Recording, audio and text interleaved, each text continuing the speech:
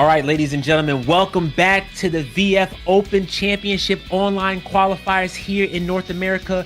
This is part 2 for us out here, meaning that we will very soon be finding who's going to be joining our regional qualifiers for the first half. That is right. We're looking for our first 4 people to join us in that qualifier, which is going to be exciting. We'll get into the top 8 in a second, but let's not forget, if you did not get the opportunity, if these players did not get the opportunity to get into that top 4, which is what we're going to be qualifying with, there's going to be another chance next week. That's right. 2 chances to qualify. That gets you into the regional finals. Once you're there, you're in the money, but the job's not done just yet, because we will be crowning 1 person to go to Japan and compete, in that Open Championship Global Finals. So, again, it's been a fantastic road so far. My name is Shadosha, joined by the Lord Foxhound. Men, we have been yapping so much. We've been talking so much. Look at the money that these guys are going to be playing for, man. Look at this. First place gets $1,000. 4 digits.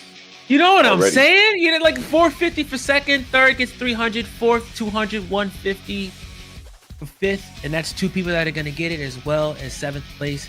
Listen, if you get the opportunity to get in that top 4, I mean, no matter where you place, you have to feel good because you're in the money. But obviously, these guys are playing for more than just that prize. These guys want top seeding, so they've got a better chance to get that $1,000 and that chance to compete in Open Championship Finals. So, I mean, this is a big deal. And again, we're not done. As I said before, I'll say it again.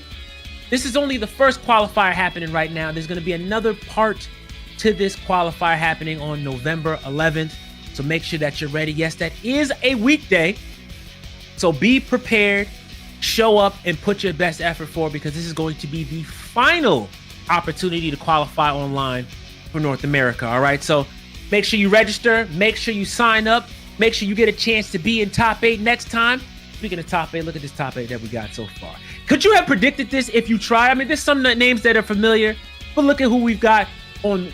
Real quick, I want to just real quick talk about the loser's side. I can't believe I'm seeing Adam Yuki so early on loser's side. Same with Yellowtail. That is insane. But some familiar names that we see on there. I see Gentleman Thief up there, which is always fantastic to see. He's going to be going up against Black Alert. Then we're going to have VF Numbers versus Crazy Drunk. That's going to be another really fun match that I'm excited to see. It's going to be really dope. I can't wait. So, you know, some usual suspects that we always see back in the mix and on winner's side. Again, we talk about Gentleman Thief. We talk about Crazy Drunk all the time. Again, another opportunity to get themselves back in the mix. The last time that we saw those 2, they qualified on that winner's side for the first week. Can they both do it again? It's looking really good so far. I don't know how you feel, Foxhound.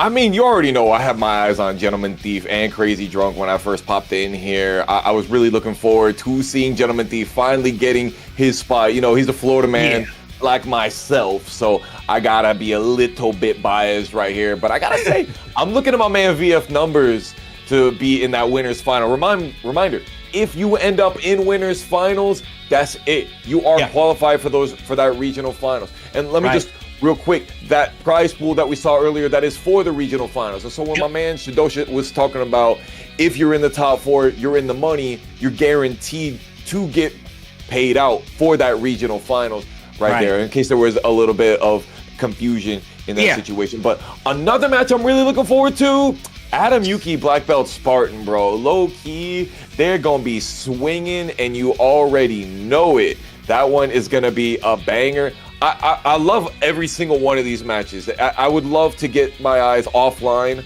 on any of these matches any days of the week. The Rock Reaper Yellowtail is going to be big. When my man going to throw out the Brad? Are we going to get to see some Brad play from Yellowtail today?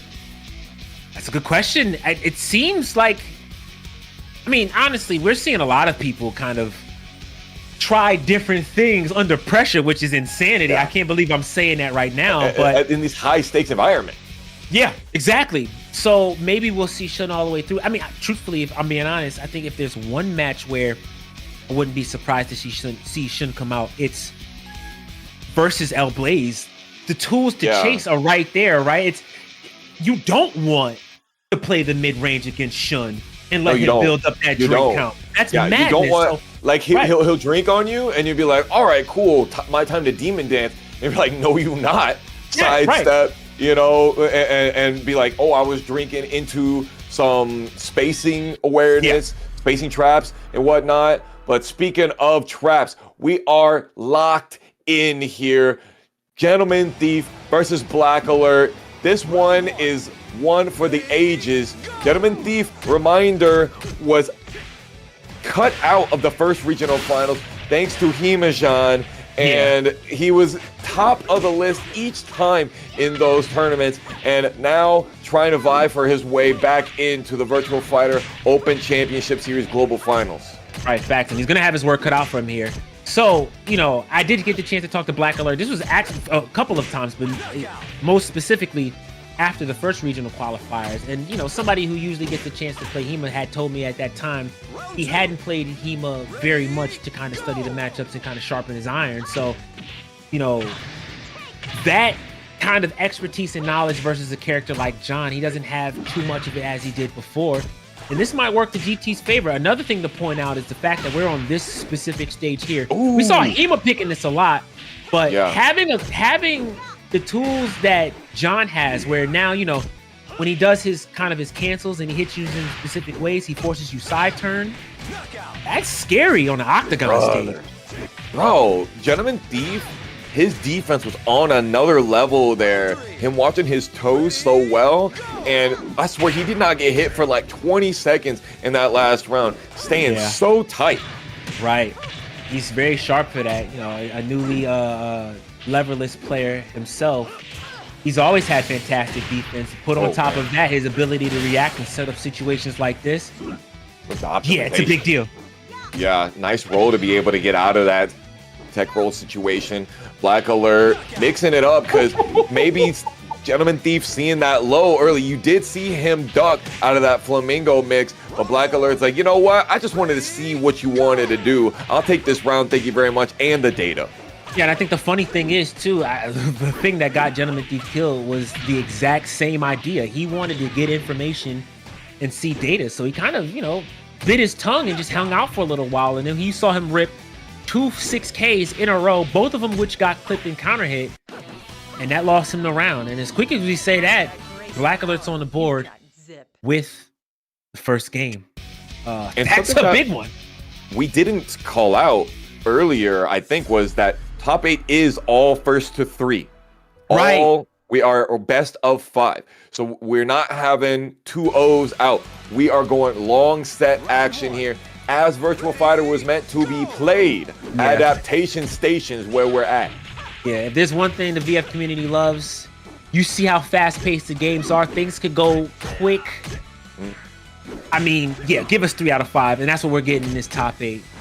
I really like the way that Black Alert is playing it so far. Gentleman Thief here, he's going to try to take some liberties. So another thing that I forgot to mention is Gentleman Thief is like it's like an almanac. He has records of so many people in their playstyles. He did not see that one coming at all, bro. Could not even react to it, even though Black Alert whipped it right in his face, but still coming away with it. That was crazy. Yeah, I think he was a bit afraid that maybe there was some lingering active frames that might have clicked him and counter hit him. That didn't happen. This is an insane conversion from Black Alert. Look at this. Tip-top shit.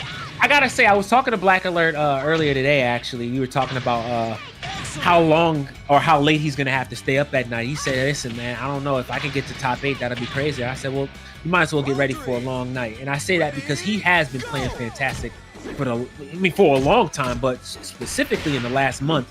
We're seeing it here so far. Yeah, the 4K string working out really well for Gentleman Thief. Trying to keep Black Alert up against those wall, and Black Alert not really worried too much about the map advantage. Oh, no! Oh, you thought? How dare you? Unlucky, the first big bet that he made was a delayed 6PK, and GT was immediately ready to get that launch. Listen, you see Sarah do 6PK and you don't launch that thing, that's a you problem. Gentleman Thief locked in, though. Without a doubt. And again, Black Alert, the type of play, he's not going to give you too many opportunities to get a punish. That was the biggest read or decision that he's made all night. And this time around, and this time around, you know, GT was ready for it. So again, chance to get some damage on the board. He does get it, and this will be a guaranteed down attack if he wants it. Never mind, I take that back. Yeah, a little bit greedy. Look at Gentleman Thief, though, already pushing Black Alert over to this side turn situation. Gentleman Thief could not get out of it. Look at that. He said, you are going to deal with this mix right here. Yeah, and Black Alert just said, I don't really care. You're just going to have to deal with my mix. I'm just going to sweep you, put you in a situation. Black Alert is playing stellar so far. What a duck. What a punish. And that was the biggest bet that GT has made all night. Bro, that double hit launcher has been sending it on this stage right here for Black Alert. He got 2 just in this round, and that wasn't the only ones that we've got in this game. Gentleman Thief got caught ducking into the extra bleed all about it. Black Alert now going up 2-0. Oh, this is huge, huge, huge. And it's been a long time since we've seen somebody not only step up to the plate against Gentleman Thief, but out clutch the clutch factor that is GT.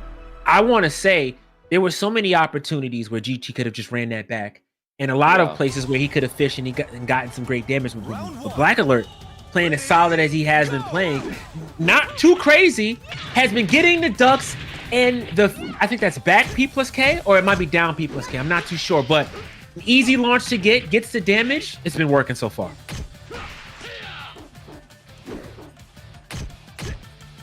Okay, I'm liking what I'm seeing so far. More pressure. Oh, another big bet. I mean, I guess at some point you gotta let something rip. Third game, first round. Why not give it a shot? Doesn't work in his favor this time around, but again, it's fine. More rounds to play with. GT is actually the one on the back foot here. Let's see what he does with it. We're on top of it. Gentleman Thief really starting those mix-ups afterward. Haven't been seeing as much of that earlier on, but now really trying to force that mix. Black Alert, though, with the Flamingo, we like that. In a turnstile. It's been a while since we've seen one from GT, but it works out in his favor. And that move right there, not only does it track, but it blows up guards and mids. I mean, trying to fuzzy guard, that is just tough. It's just tough. Yeah, absolutely. I mean, Flamingo makes one of the hardest things to be able to deal with. Yeah. You know, it's real difficult. Sarah is really good at forcing that on you. Look at the spacing Black Alert is sitting at right now. What in the cartwheels? I mean, he's just playing the super micro game. I mean, and so is Gentleman Thief, but that just is testament to show you how few openings both of these players are giving one another. And again, to be able to offensive move like that and then set up a situation, that is just in a bit like the insane amount of respect and fuzzy guarding that we're seeing. These situations are being created. These aren't like for free whatsoever. And it doesn't work this time around for Black Alert, but wow. That was a great option not to tech roll right there. And Black Alert, a good option to not go for the option, because if you try to go for the Oki right there, you might actually put yourself in further danger of ring out. Right, that's a fact. Great back throw break right there. Great forward throw decision from Black Alert. And again, more micro game. This time around, GT said, I am sick of this crap. I'm not guessing anymore. Listen, I think the theme of tonight is I'm not guessing anymore. And it's always been 6K to shut everything down, hasn't it? It has. It's just been the story all night, yeah. Yeah, we're down with the sixness right now. We're kicking it. And any sort of mix, no, sir. You're not allowed to delay none of that action. Let's see what Gentleman Thief got here on the Octagon stage. I'm looking for game 5s all the way here, dog. I want nothing but action-packed sets. I don't want no steamrolls. I like it. Oh, I like the sidestep. Great awareness. To be honest, I feel like, all the stuff I said at the top of this tournament, I feel like every little bit of information that Black Alert got from Hema back in the day, it's still there.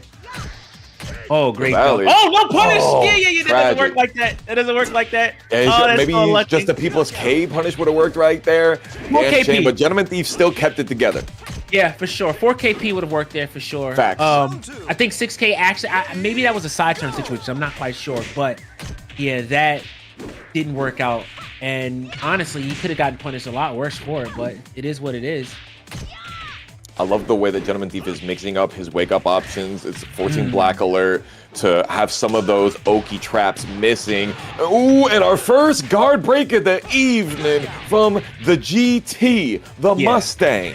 Yeah, that guard break kind of set the tone for what he just discovered. You guys may not have seen it, but I think he's catching the freezes. He's going to start setting up some pretty interesting stuff.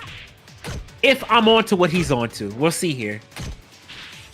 Yeah. Okay. Then you know what? Black Alert switched it up. I think he caught wind of that as well, and he started pressing buttons. But GT made an adjustment, and Black Alert made a great counter adjustment. Absolutely. And earlier we were talking about the 2P not quite paying the bills right there, but that absolutely turned the tides in that situation. Counter hit 2P into those extra flamingo counter hit options. Really worked out for Black Alert. Let's see if he can keep it together and stop Gentleman Thief from forcing game 5. Oh no. Oh, that's an unfortunate whiff right there. At this point in time, Black Alert's just running into some buttons. This is just, I again like the way that Gentleman Thief is adjusting. A lot more pokes, a lot more pressure, a lot more staggers.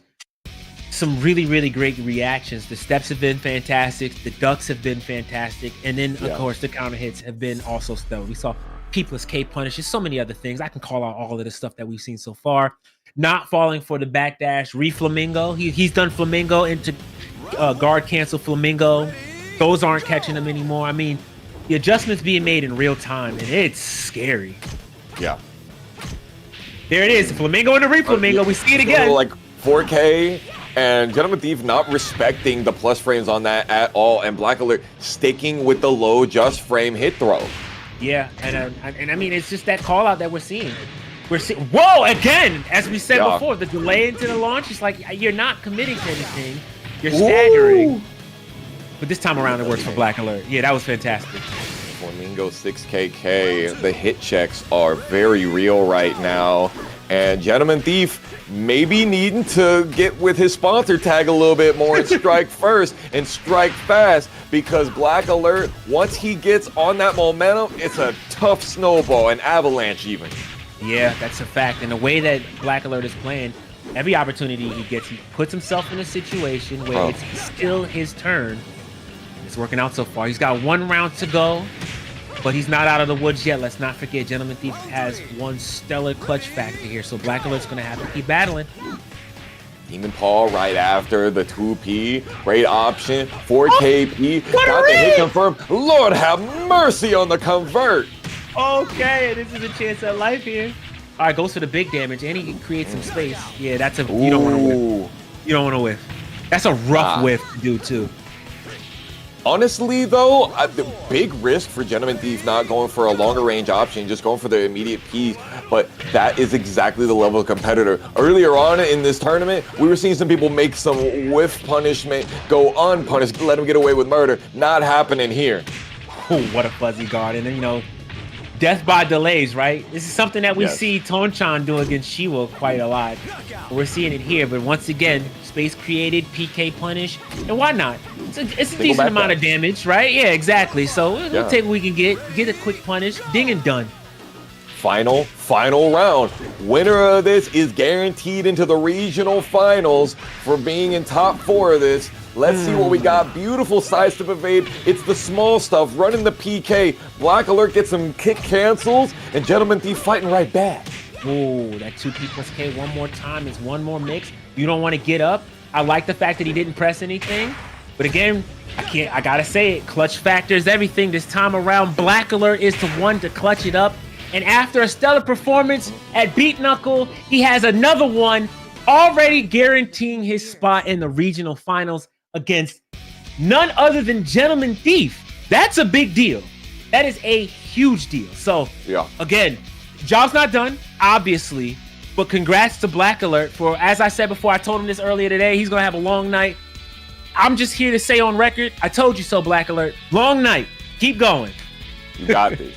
You got this. Yo, we saw data acquisition coming in consistently. You know, Black Alert had his eyes on the screen when Gentleman Thief was playing earlier, right? You know, he saw gonna go 6-6P. What do you do after 6-6P? He almost never goes low after 6-6P. He's gonna go for another mid, and he's just like, all right, after that, I'm taking my turn back. You better be ready for what I got. And he just closed it out. Beautiful winner semis, first match of our top 8. And it's only gonna keep heating up. Next up, we got VF Numbers versus the Strike vs. Crazy Drunk. Ready for you. That one is gonna be this way and that way. You guys are gonna be checking it out like a ping pong match. Yeah, this is gonna be exciting. These two play each other a lot. I gotta say, if anybody, I have to talk about this because this is a real thing. We call it bracket roulette. Sometimes you just get a good spin of the wheel and you get a lucky run.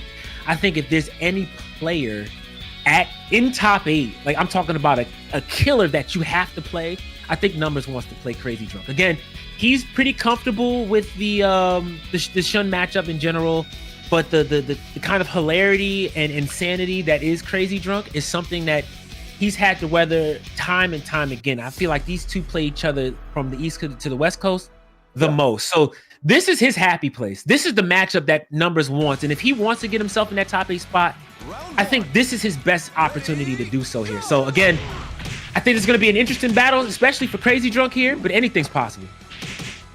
And active 3 different movement options before he picks a button in the opening gambit. VF Numbers getting the score of the first knockdown. Crazy Drunk trying to be evasive with his options for movement as well. And bro, it's straight up rubber banding on the momentum already in round 1. Right. I like this so far. Fail evade, no forward dash cancel, which is really what he needed. I mean, honestly, in that situation, he should have fought to close the spot in the first place, but it is what it is. It happens like that sometimes. And luckily, only 2 drinks for Shun after that round. I love the option for Crazy Drunk to go for the evasiveness. Ooh! And it's really working out for him. VF Numbers is struggling to catch this man. It's the character speciality, and he's got Crazy with a capital C-R-A-Z-Y. And don't forget the drunk portion of it as well. Facts. Does get himself to 9 drinks. That back sway into the high is something that catches a lot of people off guard, especially after a throw break. So, most top players, they'll know if that situation comes, they can crouch dash forward to make something happen. But again, that's matchup knowledge that you have to have way ahead of time.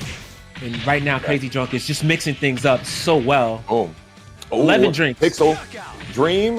Ooh, the 3P as well to finish it out there.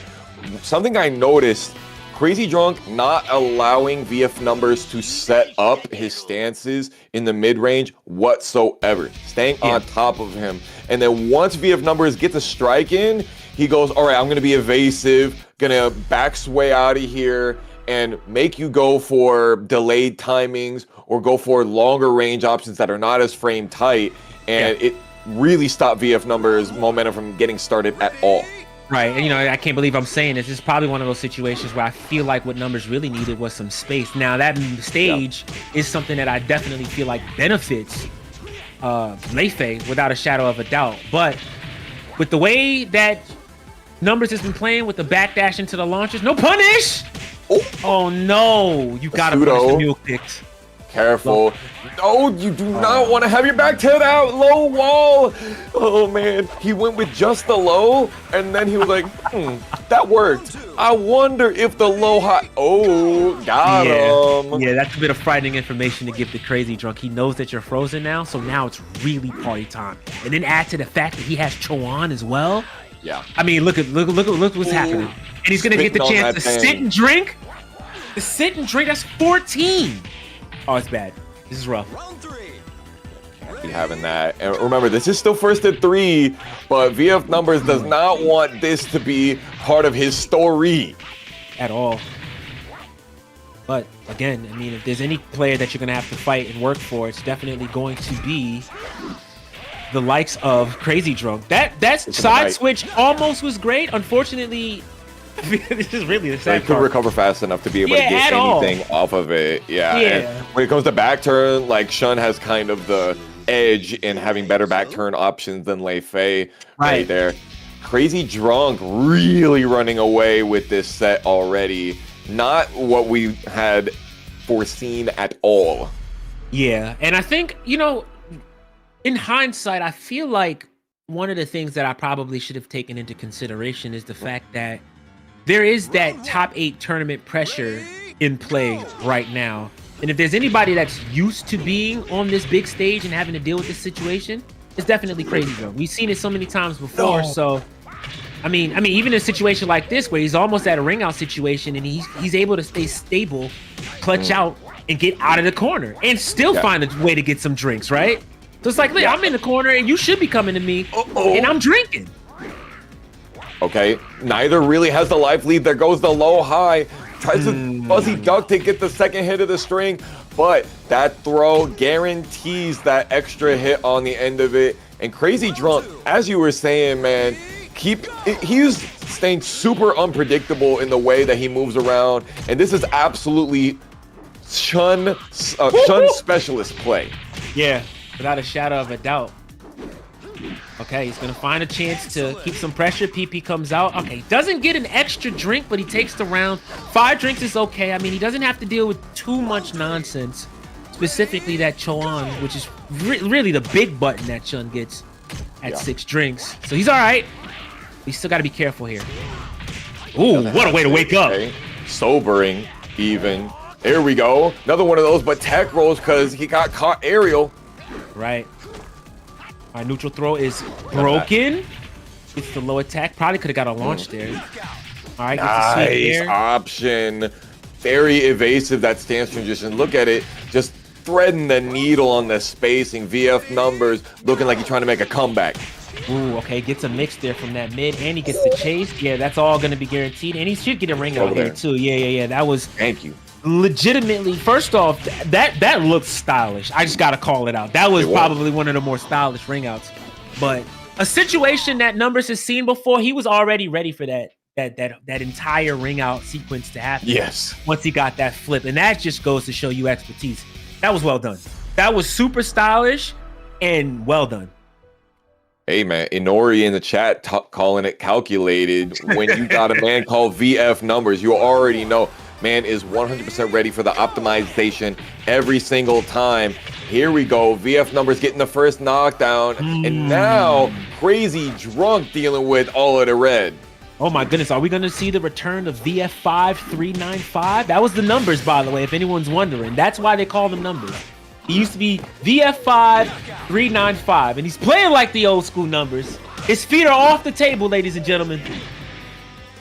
395, the amount of frames to be able to charge up that lunging punch and stop Crazy Drunk from being wild in that lay down stance in there. Big cartwheel to call out the VF Numbers stance mix.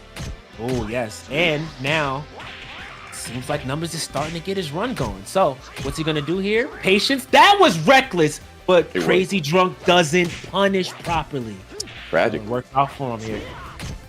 Ooh, too far away to be able to get anything in that situation. Real conservative.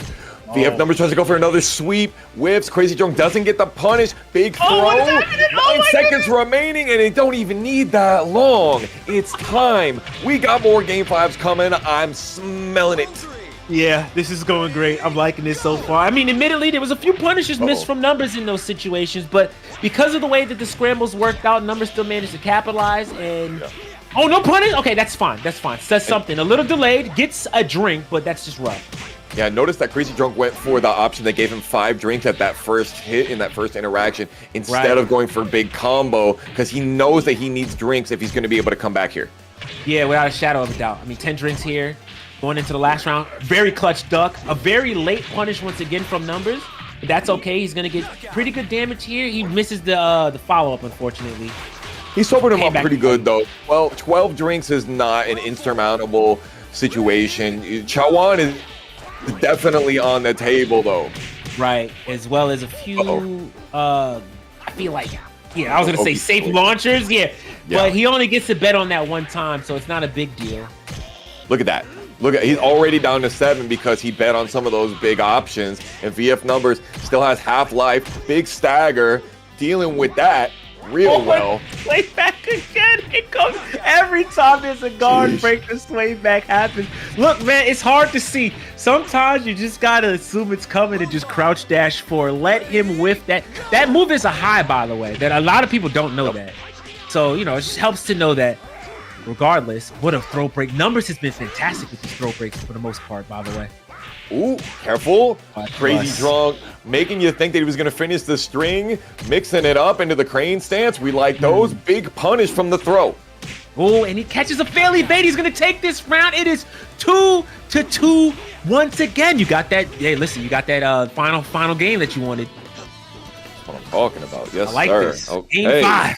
Yeah, the adaptation is exactly. They know what their job is. The occupation is adaptation. Stay locked in. Interaction is the faction. All right, strike first. Crazy Drunk versus VF Numbers. This one is for the guaranteed regional finals qualification. That's a fact. And I mean, Numbers has been at many events for quite a long time. As I said before, he hasn't quite, you know, most situations he's been kind of stopped at top 9. He's gotten the top 8 here and there, but in this one, it matters the most. And if there's any opponent that he has to fight, I know he's going to be happy knowing he had to fight Crazy Drunk for this one. So this is a big deal for him. Yeah. See what he does. Way back once again being the kryptonite of VF Numbers offense. And earlier, he almost got that meaty set up on the long lunging punch, but just didn't have the meaty timing right. Yo! There's a lot of nerves coming out here so far. Another great break. All right, got the duck once. This finally. Oh, and the backdash! It finally worked out in this matchup. That's a lot of drinks, by the way. God. He got at least 3 there. And he's got Crazy Drunk in the corner, but tries to go the 2P, and of course the cartwheel getting over it. 8 drinks just cut the last couple of frames of that, cut the last bit of the lips on it, and now Crazy Drunk on that set point. Yeah, that's a fact. See what he can do with it. A little bit of nerves coming out. That move is -10 on block, that low. All right. Numbers closing the gap. Has 2 rounds to work with. Both of these guys are playing a little bit stiff here this time around, which is a surprise. That's a punish, but he doesn't go too crazy with it. PPP side turn situation, gets a sweep, gets a chase, gets some more damage, and gets the round. Okay. Double hit right there to catch the evade, making it fail. First hit whiff, second hit land. We like that. This is big. All right, KGP comes out. Okay, I like this. Oh, Crazy Drunk says, I'm just going in anyway. The charge is far enough, and that's actually a punish. That is actually a punish, by the way. That was crazy. That was sexy. Crazy. Oh, and the wall's there. He's going to get another chance. That's guaranteed. To be able to get him some drinks. Once again, another final round. Who's going to make it up to the sky and who's getting put into the ground right now? Oh, once he got that double mid that he got, the rest of that was guaranteed. That's a punish right there, but that's fine. He only has 1 drink. Numbers can do this here. Absolutely. Yeah, mid comes out. We're not finishing strings, Crazy Drunk. He hesitating. That's a fact. More fuzzy guards come out. More pressure. Oh, he tries to find the wall. It's not there, and he needs a neutral throw for his trouble. Oh, doesn't have drink to be able to deal with this high pressure situation. Neutral throw comes out again. One more guess. Both of these players. The low high comes out a little bit late on the punish. He gets something. Put some pressure on the board. Mid comes out. Low high has a chance to punish. He's too late on it, and he actually gets sent home. That's so unlucky. If he just punished a little fast, he knew what he had to do. He just did it far too slow, and Crazy Drunk barely clutches it out to get himself a spot once again in the top 8. Damn. I know when you watch that, that is high-key depressing. That was a fantastic crouch from Numbers, but he just misses the punish. Twice. He did. He was okay. Real talk. I'm gonna say it. A little bit greedy on the punish. Could have gone for a faster option instead of what he went for. He didn't have that much life left, right? Right. I mean, he could have did K plus GP there. I mean, there's a few options that he had. I honestly believe that punish wasn't the worst option, because even if he laid down, because this is the reason I'm saying that. Even if he just laid down on the ground, which is what he didn't do, it would have hit him and it would have done some damage. But again, you know, you gotta react. I'm just gonna call a spade a spade. You have to react faster. One of the hardest punishes. We talk about it all the time, like how difficult it can be to punish that, to punish that string, to punish the low high. Like no, like negativity towards you at all. It's a difficult punish. It is. So, you know, again, I mean, it's something that we all have to just practice it. It just is what it is. But him knowing that that was the button to press and him pressing the button was fantastic to see. Unfortunately, this is painful to say. Gotta be quicker than that, buddy. Jeez, that is a heartbreaking way to go down into the losers bracket. But that is not the end of the run for VF Numbers. I kind of want to cry. I do. I really do. Hey man, that's a W. You know what I mean? That means we get more VF Numbers gameplay. We get more opportunities for the man to shine. And a reminder, he's in losers quarterfinals, right? Top 4 makes it. So if he makes it into losers semis, I mean, he only got win 2 more first to 3s. Easier said than done, though, especially with the Sharks that are in the loser side of our bracket. Next up, Rock Reaper versus Yellowtail. And it looks like we got some more of that drunken master action coming up. And I, again, said this before. I'll say it again. I think this is the matchup that is going to, honestly, it's going to confuse Rock Reaper just a little bit. Again, he's had a fantastic run so far, but now will we see if his play style is going to come back to bite him in the butt? Again, this is Shun we're talking about. Playing the mid-range, overall, it's just a bad idea because it gives Shun opportunities to build that drink count and get himself into that position where, I mean, obviously he's got way better buttons in mid-range than L Blaze does, right? So, see what he does with it. I don't know, brother. You say way better buttons, but look at this demon dance already. Twice it has found its mark and gotten huge amounts of reward.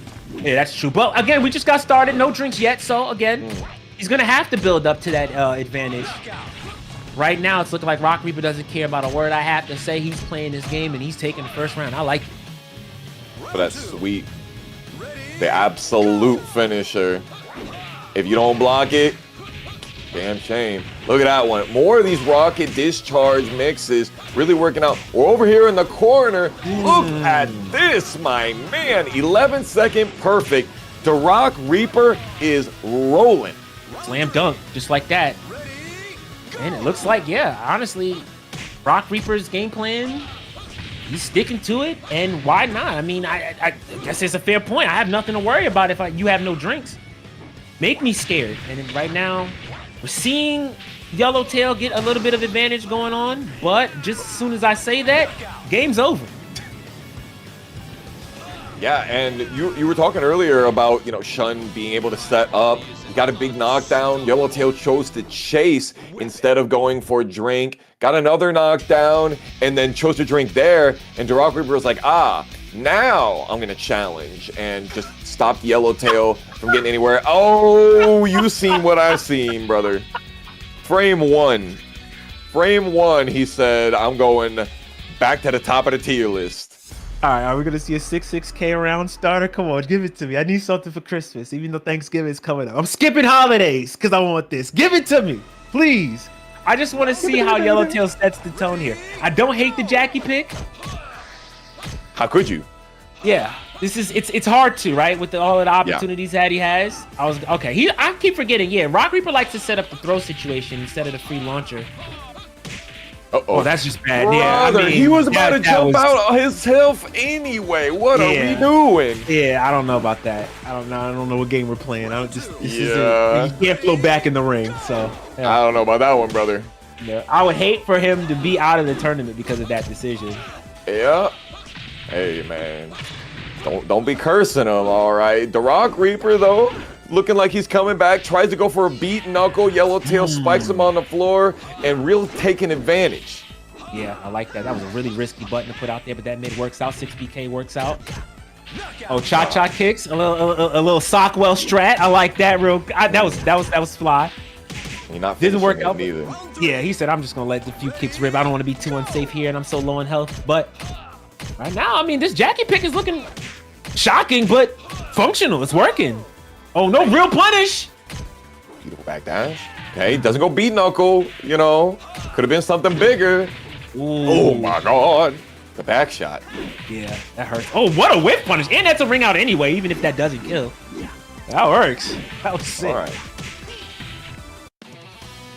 Listen, man, I see you got those flash kick execution. I didn't see any of that in game one. You know, you can do it after the round, but can you do it during the round? That's what I want to see. It's like those Akira players that do the one frame knee after the round. And it's like, that don't mean nothing. Yeah, they do 13 of them. It's like, yeah, no, all that stuff is good. Well, at least I know you have a guard button. You should probably use it so you can win a game. Hey, that's hate. That's hate. My bad. You right. I'm retired. I'm on the mic now. I'm gonna be quiet. But I think this is an interesting decision. So, I mean, honestly, what we're seeing from Yellowtail is quite simple. Stagger 6P, right? And he has the fallback of being able to stagger those strings, do a little bit more, see what happens, right? If you decide to press a button, beat knuckle is a prime example of what I mean by that. Oh man, yeah, it's working. Robert delaying a little bit too much right there. We have a point there. Not working out in his favor. Oh, misses a punish. Oh no, that's rough for the Rock Reaper. Okay. Back throw, now what? Face into the wood. The throws are really adding up for Yellowtail right now. Here we go with the 60K. Okay, flip into him. Oh, it doesn't get the bound. Yeah, unlucky. 6P comes out. Both of them do it, so it trades. The low comes out, 2P. Disrespectful. I like it. Yeah. Hey, we talked about it earlier. 2P, it pays the bills. Wasn't seeing it so much in pools, but now it is quite coming out. There it is, rocking it with the volcano upper. I like him trying to crouch dash fuzzy there. He was expecting to throw, it just never came out. That was a Rock Reaper round right there, but it's fine. 2 rounds to work with. He can still make something happen here, Yellowtail. So, still has a chance here. Besides, he's going to want to play the mid-range. Ooh, Shadow Hammer, absolutely. He was talking earlier about how he made a name for himself with that button. He likes it as a big call out, and it has been working out. And yet again, Yellowtail rocking with the throws. Yeah. No duck. Yeah, that's really important. You need to be able to duck that. So, you know, let's consider that a knowledge check. Okay, we're gaming. I have nothing to say about that. Listen, you did it to yourself. If you're watching this clip on X, Twitter, I can't wait to read the caption on that one, because I know whoever's doing the VF captions, they're gonna caption that. I want to see what it says. I don't know what I do. All right, we're just gaming. That's probably what it's gonna say. We're just gaming. How about your foot to my face style? Crazy. You said meet me in the park. That was crazy. It's going down. Round 1. All right. Ready? Sumo ring. Final round game potentially for Yellowtail to advance forward. Sadistic. We got back throws coming out. I mean, Yellowtail is just partying. I do not tech. Oh, he techs. Never mind. That's actually fine in that situation because the combo didn't finish. What does he do now? 6K off the wake up. That definitely wasn't the option. He definitely wanted the Shadow Hammer right there, but kept it together after the dash evade. Let's go, Rock Reaper. Give me what I need. Keep us alive. I need game 5. All right, here we go.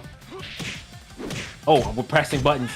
Yellowtail wants none of that. He's like, you know what? Every time you set up a situation, I'm just gonna do something. Oh. For example. Yeah, bro, head over heels on the end of that one. He was in love with that round and himself. Yeah, that was Christmas, right? I mean, 6K off the whiff. Life is good sometimes. Into a ring out, right? Gotta love it. Oh, double back.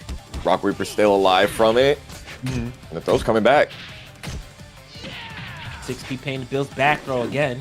Oh, tries to get a whiff punish. Doesn't work out. He gets something. Nice keep out for the Demon Dance. He's not allowing the Rock Reaper to play at his optimal space. He finally getting a counter hit, but nothing doing. Yellowtail challenging, breaking the stagger quick, and he just ran into my arms. Yeah. Run up. What is this, The Notebook? That was a good reference. That's pretty good. All right. Okay. With PK punish, probably could have got more, but it's fine. Do what you can. Some mix. Ooh, beat knuckle. Oh, got caught ducking, and that's a hit confirmed. Back throw's coming. Been under there. That's a neutral. Yup. Okay, that's forward. And the final ground hit seals the deal. Broken down to the clay and shattered. The Rock Reaper, you gave us plenty of highlights, but unfortunately, it's time for your lights to dim down for our bracket tonight. Thank you so much for all that you gave us, but big shout outs to the amount of characters that my man has under his disposal. We've seen the Leon, we've seen Shun, we've seen now Jackie. What else have we seen, bro? At this point, I mean, we've seen a lot of interesting pocket picks, everything but his bread and butter. We haven't seen Akira, even though we saw a button check with Akira. And we haven't seen his staple, which is Brad. He's switched it up, and so far, he's gotten far. All of that work, and now he gets the luxury of having to fight Gentleman Thief in losers for his troubles. Yeah, bit of a rough run. And, you know, we forgot about the other side of losers, which is going to be insane. We were talking about earlier about VF numbers, you know, getting sent to losers, awaiting. We're going to get a chance to make a pretty deep run. He has to fight the winner of the next match, which is going to be Black Belt Spartan versus Adam And Yuki. Yeah, The so fire one. yeah, this is going to be a big deal.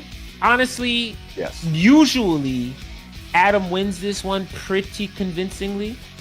But again, you know, anything can happen in this scenario. We haven't seen too much from Adam this, tonight, but I will say one thing. Him being sent to losers so early means he's By probably Rock Paper. warmed up. Yeah, by Rock Paper, by the way, yeah. Means he's probably warmed up. So, you know, again, you know, Adam being out early would be a bit of a shocker. Yes. So, you know, but again, we still have another week of this for him. Anything can happen here. I'm not trying to write his ticket off just yet, but we've seen a lot of unpredictability so far in this first part of this qualifier. It's been rough. It's been rough for everybody. Yeah, for those of you that don't know the behind the scenes, Adam Yuki was seed number 2 of our bracket this evening. So for him to be in the possibility of going out in 7th place right now is really crazy. By the way, last time I'm gonna say it. Thank you all so much for vibing with us here.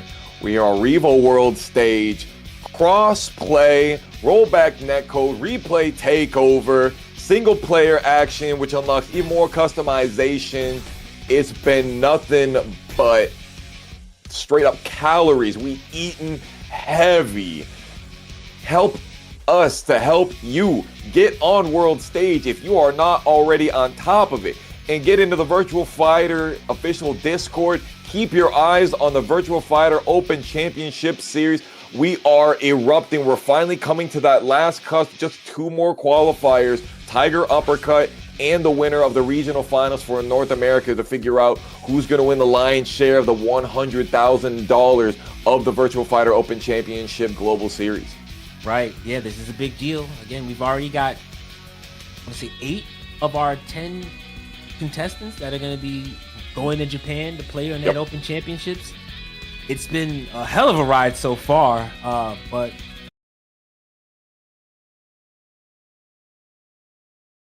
guys, to get a chance to play, there is one more shot.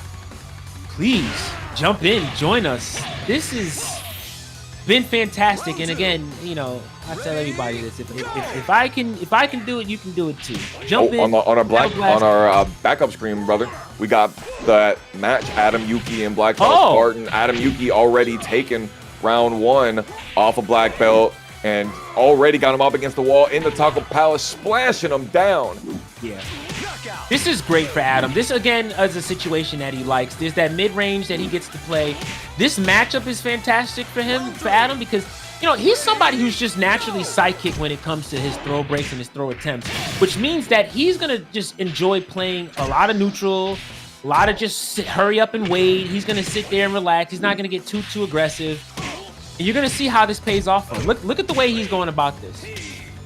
Extending those strings as well. Black Belt Spartan getting a big launch right there. Trying to go for the 3KP. Adam Yuki gets under it and finishing off with the low calculated cannon event. Yeah.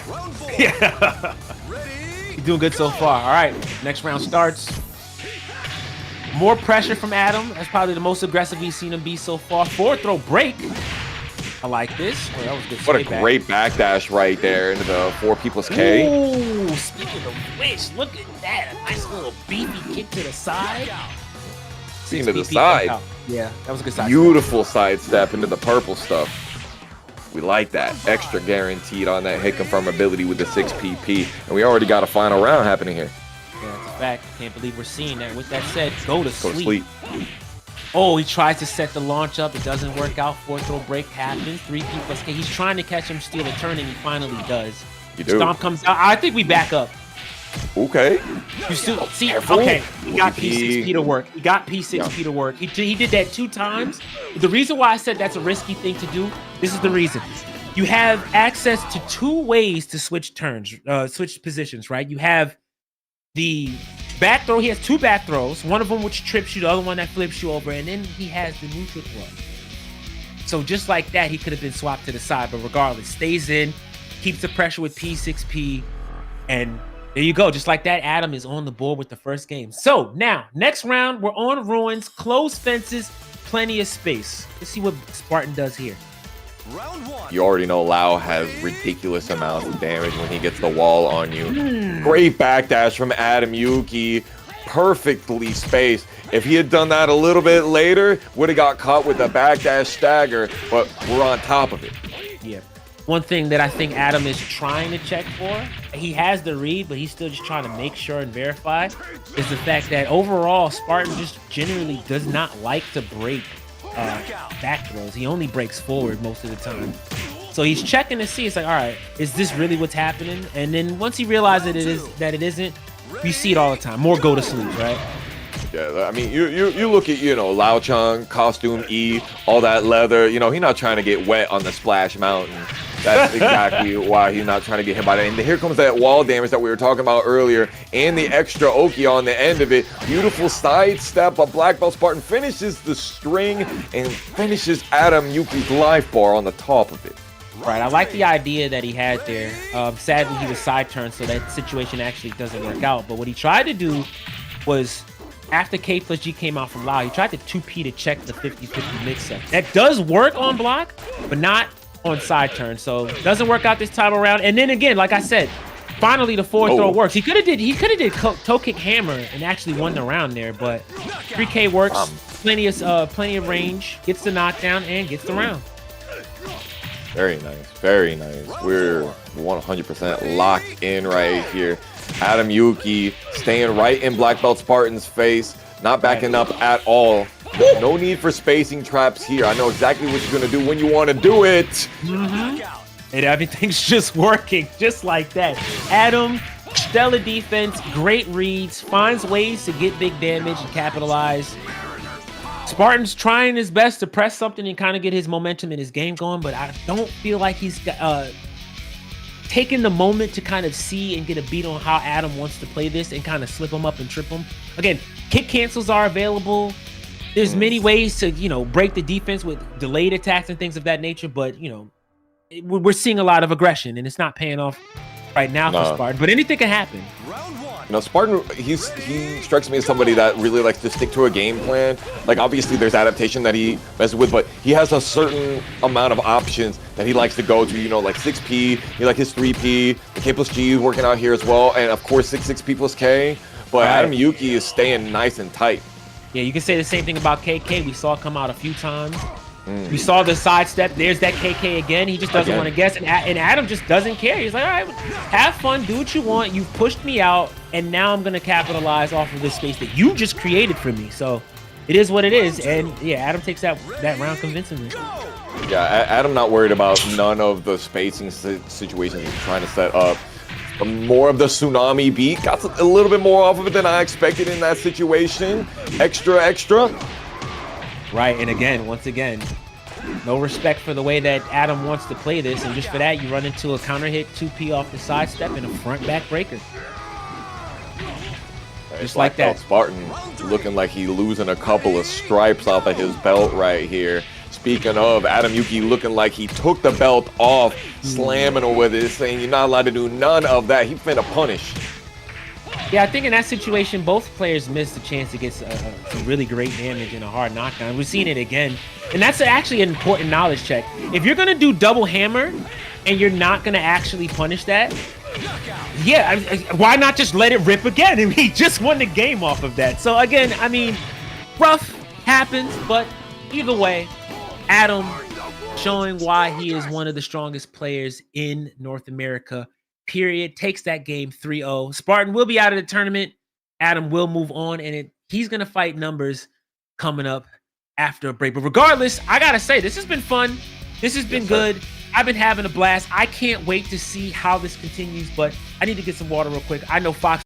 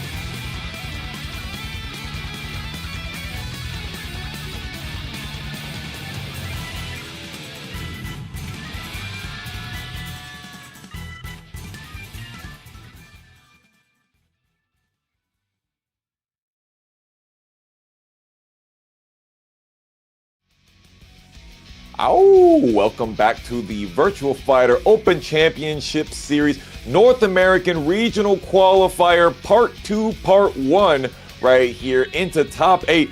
Losers quarterfinals. We're coming right back in, slamming you with a banger. Gentleman Thief versus Yellowtail. This one right here is gonna slap.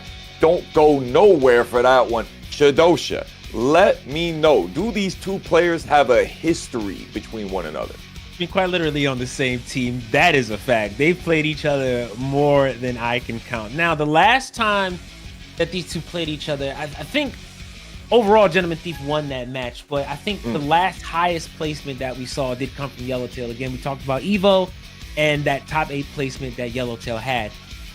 Also, I mean, okay, we got to call the elephant in the room. Yellowtail picking a lot of different characters, but if there's anybody else who can also just pick a lot of different characters, it's going to be Gentleman Thief. So, question is, what are we going to see here? Are we going to see more of that John action coming out? And if so, are we going to see the Brad coming out from Yellowtail? Are we going to see him stick with Jackie? I mean, what do we have going on here? Let's keep in mind, we aren't into our top 4 just yet. No. We don't know who's going to make it on the loser's side. And this match is one of the deciding matches. So, yeah, it's kind of a big deal here. Yeah, no, for sure, bro. We did not expect Gentleman Thief to get knocked down into losers so soon. Honestly, we kind of expected him to run it straight through into grand finals on winner's side, but Black Alert had his number in winners semifinals, that final game. Here we go. You said it earlier, man. We're just digging into the bag, random selecting characters. Why he's choosing Pi here, I'm not sure. Maybe it's for those double palms, those quick mids that he has the capability to rock out. True, 3P plus K will stop a lot of that unnecessary pressure, but again, it is -8, and GT does know that, so he's not going to let him get away with 3 pressure, even if there's a little bit of range created between them. Speaking of which, a great backdash, 4-6K plus G comes out. I like this. 6P comes out. Yes, great idea so far. Ooh, great 4-4 throw, and it's looking like he's got some kind of idea of what he wants to do in this matchup with Pi. Okay, nice. Really finishes it out with the 6-6K. P just sends it. Gentleman Thief get a great punish on the end of it, and then here you go. We're back to the old staple. 2P pays the bills. That's a fact. I think after that swipe, he was looking for maybe a Sabaki of some sort.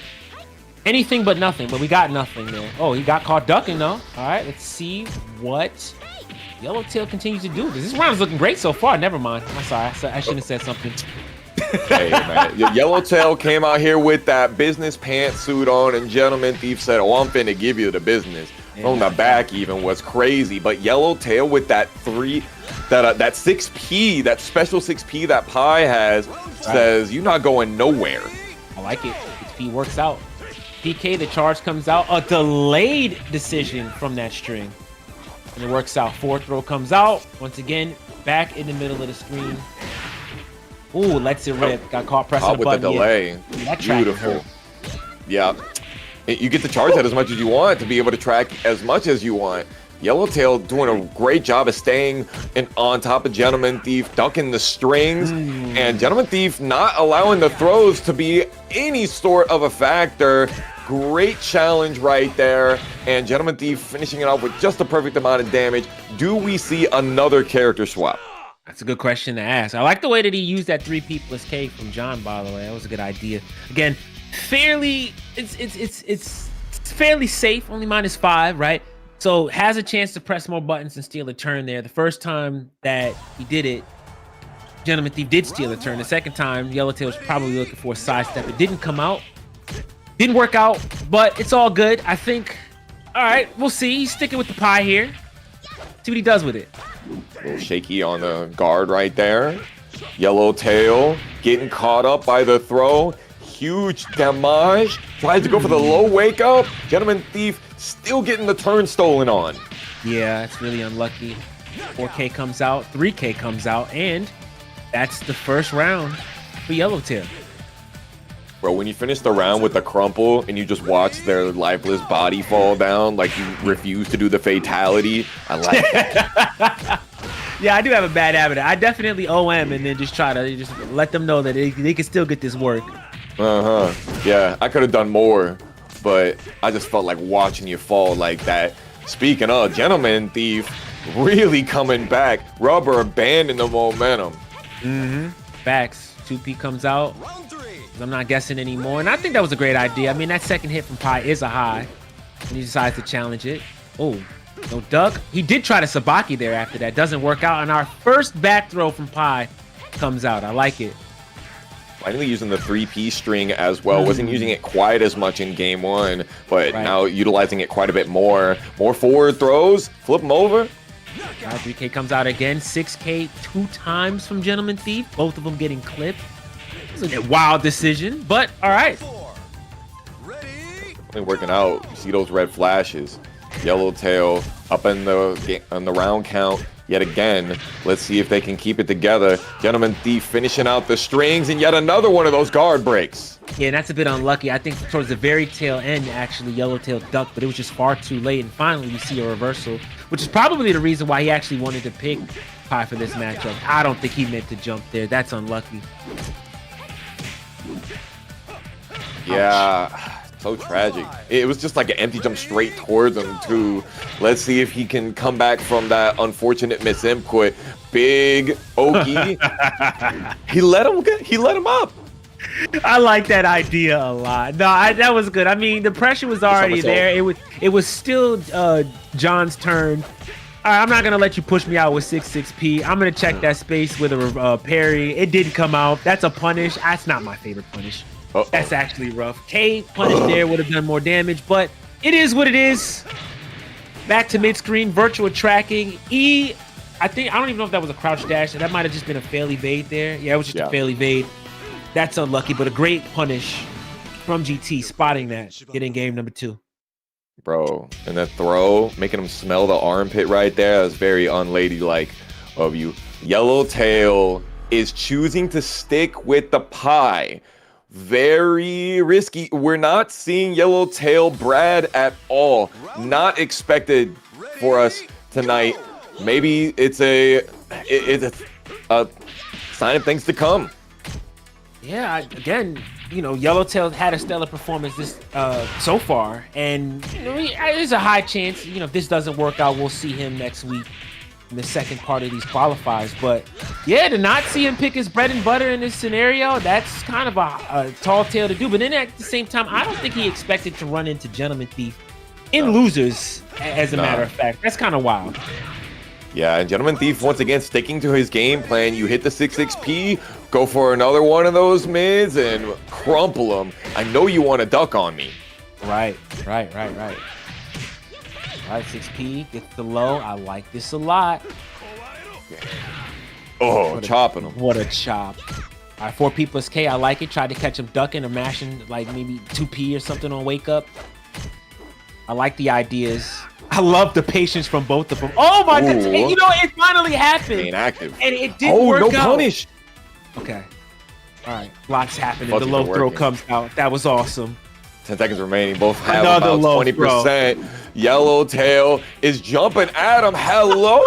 I cannot believe that Gentleman Thief sat there and went. He's like, "What are you? Why are you jumping at me like that?" Yeah, I think GT wanted to react there. He was looking for maybe a low. Gentleman Thief having some of the best reactions in the game without a shadow of a doubt, but it's hard to react to nothing. I love that. Yellowtail doing the unthinkable, the unpredictable, and that's exactly what you have to be in this situation. But Gentleman Thief going heavy with the 6K. Sheesh! And one more round, and he makes it to loser semifinals. Yellowtail is hit it or quit it right now. Yeah, this is the big one here. He's gonna have to come up with something. All right, 3PP comes out. Got caught trying to do something after that low sweep. Doesn't work out. No back throw for you. This is a lot of just, again, heavy lifting that this Pi is gonna have to do in this situation. It's a lot, and it looks like he gets caught crouching. He doesn't even let him fall out the ring. He says, I want the damage. I want the ding and done. That's a 3-0 sweep for Gentleman Thief with the John. moving on this loser's side. Wow, just wow. Man, he was looking less like Jean and more like Cujo in that situation. He was a rabid dog trying to stay on top of Yellowtail, even in those Oki situations with the big charge K. And he's like, all right, this is it. This is your guess for game right here. Caught you ducking, and that's it. That's a fact. On to loser semifinals. So with that said, Gentleman Thief moves on. It's clear to say that he has guaranteed himself a spot in the regional finals. It's just a matter of what seeding he'll get later, as he's still in and still has to continue going forward. He will fight the winner of our next matchup coming up, which is VF Numbers versus Adam Yuki. So this matchup here, I have my thoughts, but I want to know what you think about this. You know, as a newcomer, seeing these OGs play, how do you feel like this is going to go as we get started already? Jeez. Honestly, man, with the way that VF Numbers has been taking a card out of Adam Yuki's deck, swinging with these big launchers tonight, I'm loving what I'm seeing outside of what I normally see from VF Numbers, which is a lot more calculated kind of setup sequence style play. I really expect it to go down to the wire. Adam Yuki, though, coming out absolutely swinging with a Louisville slugger. Home running round one. That's a fact. So I agree with you on that. And I think one of the big tickets here in this matchup is going to be the ability for Numbers to properly punish Adam for the choices that he makes. If he lets anything go to chance, which he just did right there, getting that side turn purple flash. If he lets too many of those fly, Adam's going to get the chance to just clean this up for free. Adam has gotten like 6 successful evades just in this round right here, but VF Numbers takes advantage with the throw game right there. I gotta expect to see some more of those tracking, those full circulars. Yeah, that's a fact. K plus GP comes out, gets a front back breaker on wake up. That was a wild way to wake up. Just doing a 4 throw. Oh, what a duck. No beautiful immediate punish. I think so. If he was fast enough, he could have got a knee push there, even a PK there. Misses it, all good. Regardless, gets to go to sleep, realizes he's not going to tech, and gets a free down attack. Dang, man. VF Numbers having some trouble up against the shell of the taco right now. Tries to step, gets thrown for his troubles. Another one. Get back to bed. What did I tell you? It's past your bedtime. Yeah. At this point, Adam is just slugging it out, and he realizes that he has the leverage to do so. He can kind of put out whatever buttons he wants. And because of the way that he likes to stagger stuff, and honestly, because of the way that Numbers likes to play aggressively, it's a matter of just one little delay, let it rip, cash out. Yeah, the situation that VF Numbers was in right there, you do not want to have your back against the wall right there. And so for Adam to go for the delayed strings, it just makes too much sense. And he wasn't really extending himself further than he needed to be able to take the dub. But now a little bit wider of a stage for VF Numbers to be able to get a little bit more of a setup. But this is go to sleep number 3. If I told you once, I told you 3 times already. Don't make me count to 5. Yeah, that's a fact. Kenka Hook comes out, tries to go for the low P plus K. KPK, why are we getting hit by the second punch? What's happening, Numbers? Oh no. Oh no, this is going downhill immediately. I'm nervous for Numbers here. He does have some space to work with though, so I think this stage being picked for him is kind of to Numbers' benefit. Yes, absolutely. And you see already he's using the spacing to his advantage, but Adam Yuki not allowing any sort of setup. You get a knockdown, you get a pushback, and Adam is right back on you. Just like that. I mean, it's not your turn. I was about to say, if you break the throw, side turn throw, you're still -6. You gotta respect turns. And Adam is just mauling Numbers right now. Straight up going on a shopping spree right now. Anything you want. The lows are really paying off as well. Finally caught you ducking. Eat this tsunami. Beat a tidal wave of damage. He did the Chief Flash special Tsunami into Tsunami. Works out so far. Oh, and the hammer. Again, I'm telling you, at this point in time, Adam is just partying. But again, you have to get him to sit still. You have to get him to feel pressure. If you don't do that, he's going to put some heavy buttons out there with no worries in the world. So, you know, again, punishes need to be there. The patience needs to be there. The poking needs to be there. If it's not there, yeah, this is what we're seeing. Yeah, VF Numbers has not been able to put Adam Yuki in a situation where he is feeling super pressured. And when he does, the 2P has really saved Adam from feeling any sort of actual panic. Look at the frame tightness, though. And then they add him 6K. You knew it had to come out at some point. Yeah, I mean, that's quite literally like why we said earlier you have to be frame tight. If you do too much, you are going to eat a 6K. Right now, you're going to sleep. That's rough. To the floor. Yeah. That's a damn shame. Wow. Okay. VF Numbers. Let's go. Get them calculations recalibrated, my man. There we go. We like that. Yeah, it's looking good so far. Does get the corner situation. Catches Adam trying to box step and press a button. Doesn't work this time around. That was a good delay and stagger. And sign of life from Numbers. This is good to see. See how he comes back from this.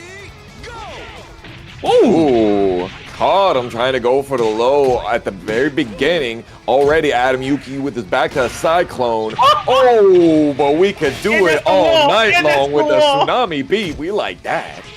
Yes. I'm a sucker for good foot positions. That sounds crazy. Nobody clicked that chat. Either way, getting the knee push there, getting the damage there, that was fantastic. Man, I love seeing great VF. And Adam right now is showing us exactly why he is one of the top players in the country. Oh, the backdash again! More of that big leg! Number 3 after go to sleep number 5. Adam Yuki is thriving here at losers quarterfinals. There we go with the neutral throw. Can we see a comeback from Los Números? We'll have to see. This is what we need right now. 2P is paying the bills. We talked earlier today about how 2P wasn't doing too much. And it's a little bit late to work, but it's working. I'll tell you what. When Numbers gets his space right, he's in the driver's seat. And exactly what we're talking about. Look at that. Perfect amount of spacing on the Oki. Good God, that's a lot of damage. Yeah, got caught mashing, unfortunately. Counter hit damage comes out. That's a forward throw. And finally, Numbers is on the board with his first game. He needed to stop the bleeding, and that was the best way to do so. I like the adjustments that he made. I do like the damage that he got. As we said before, I'll say it again.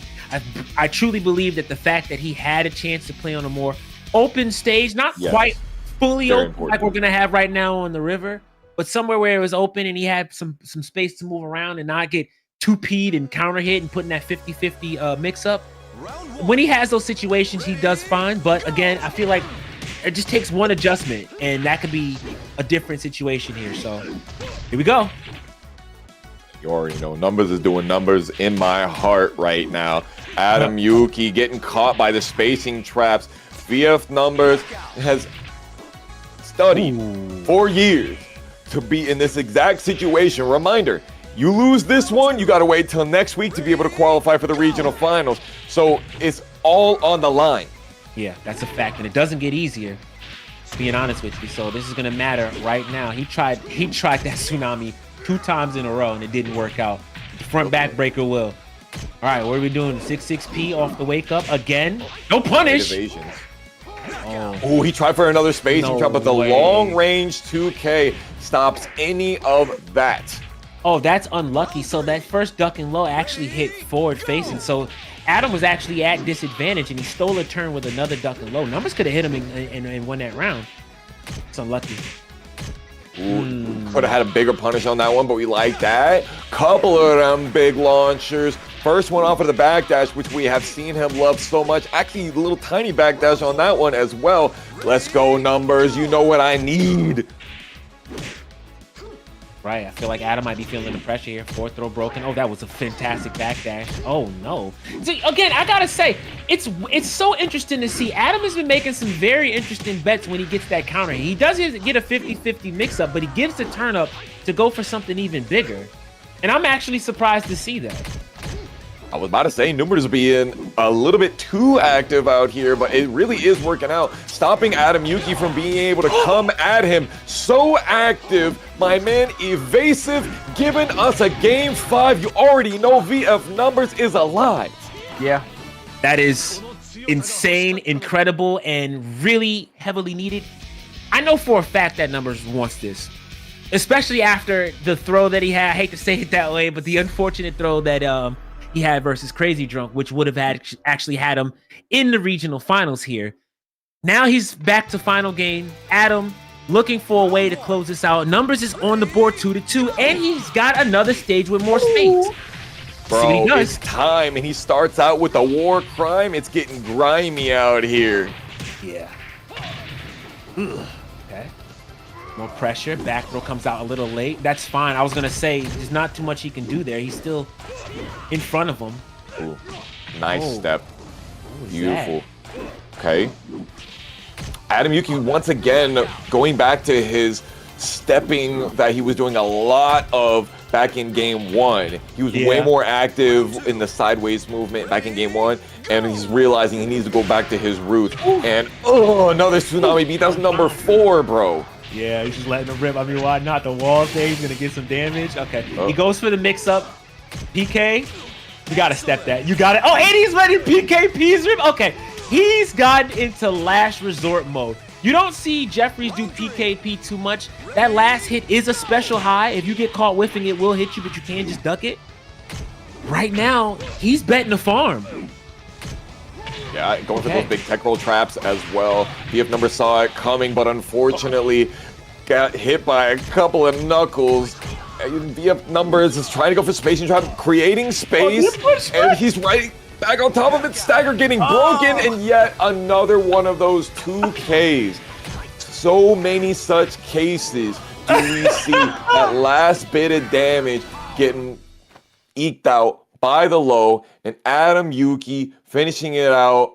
VF numbers, you did a great job. You gave us beautiful highlights for this evening, and I wish you could have made it further. Yeah. But that means we get to see you next week, right?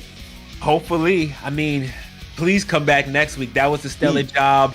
That was fantastic. Adam, I will be teasing him the next chance that I get because that was pretty funny. The way that he played towards the end was just definitely just a full send.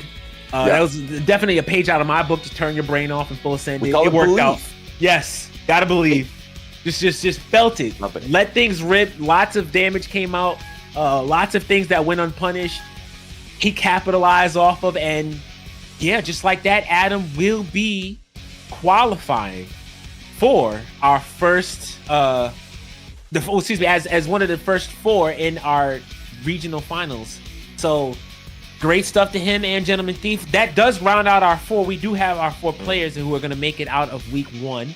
It's going to be Black Alert and Crazy Drunk, who are going to see play each other next.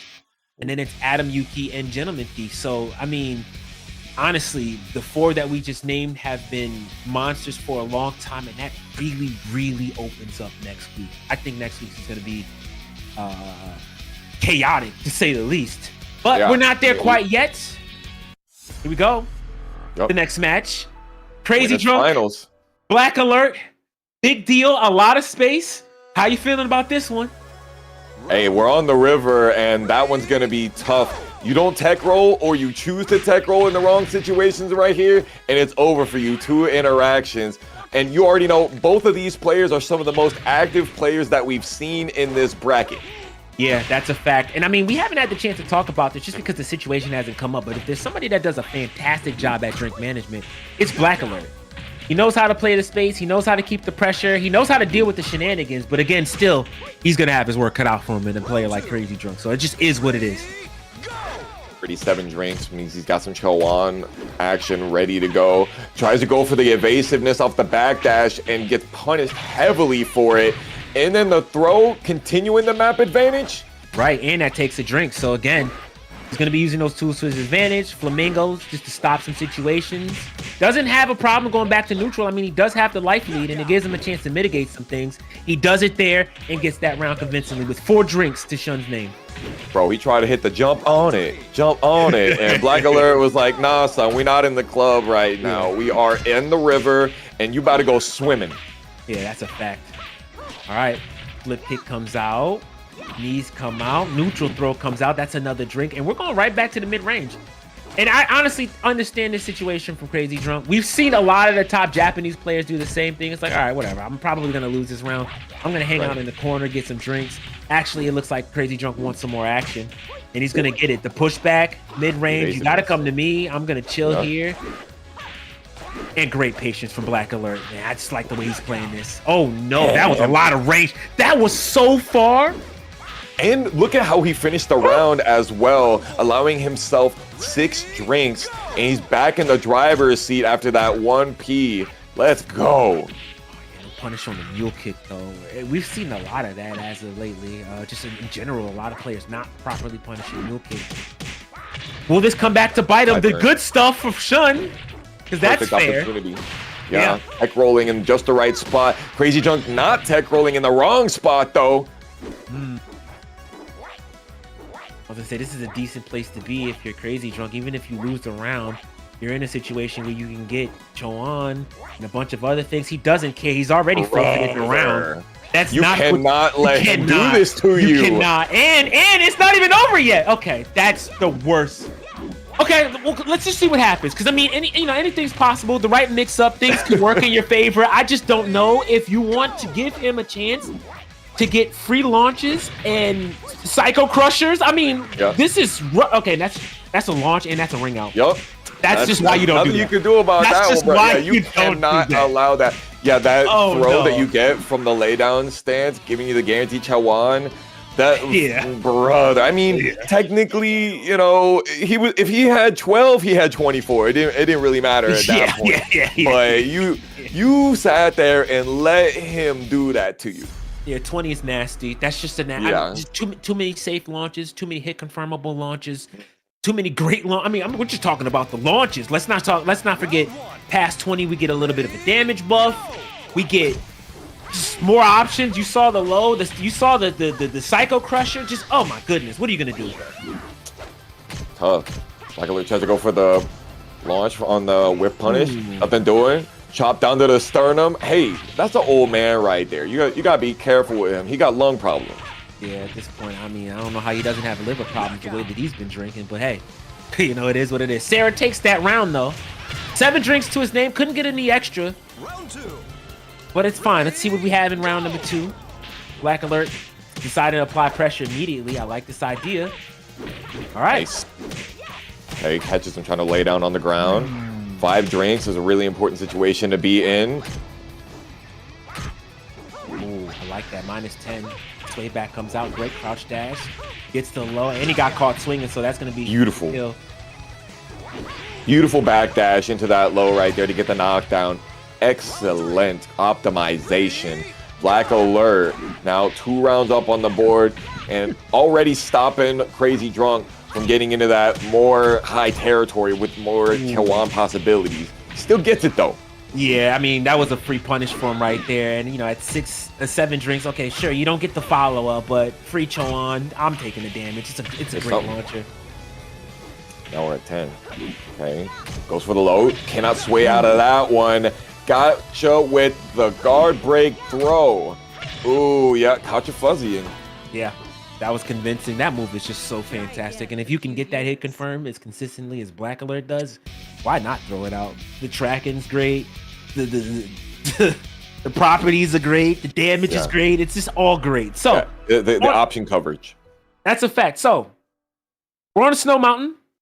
The hybrid, 16 by 16 when the gates are open.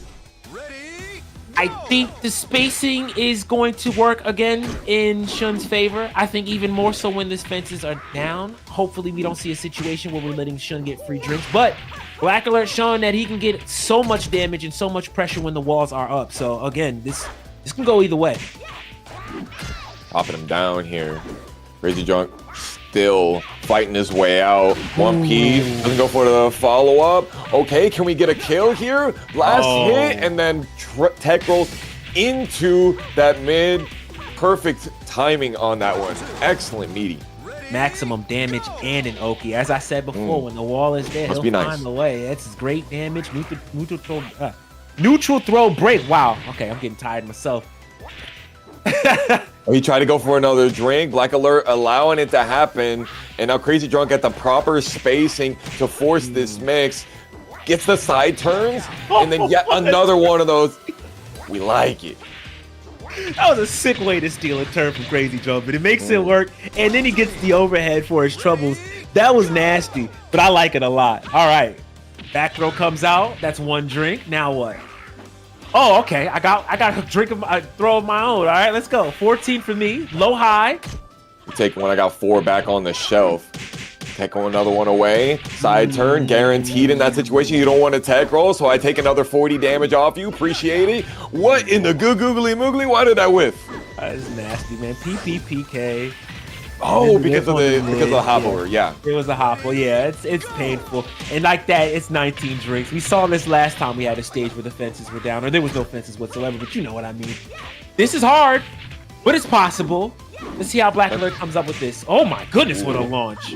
We like that. We got more knockdowns that we need to happen. There we go. Chawan guaranteed in that situation.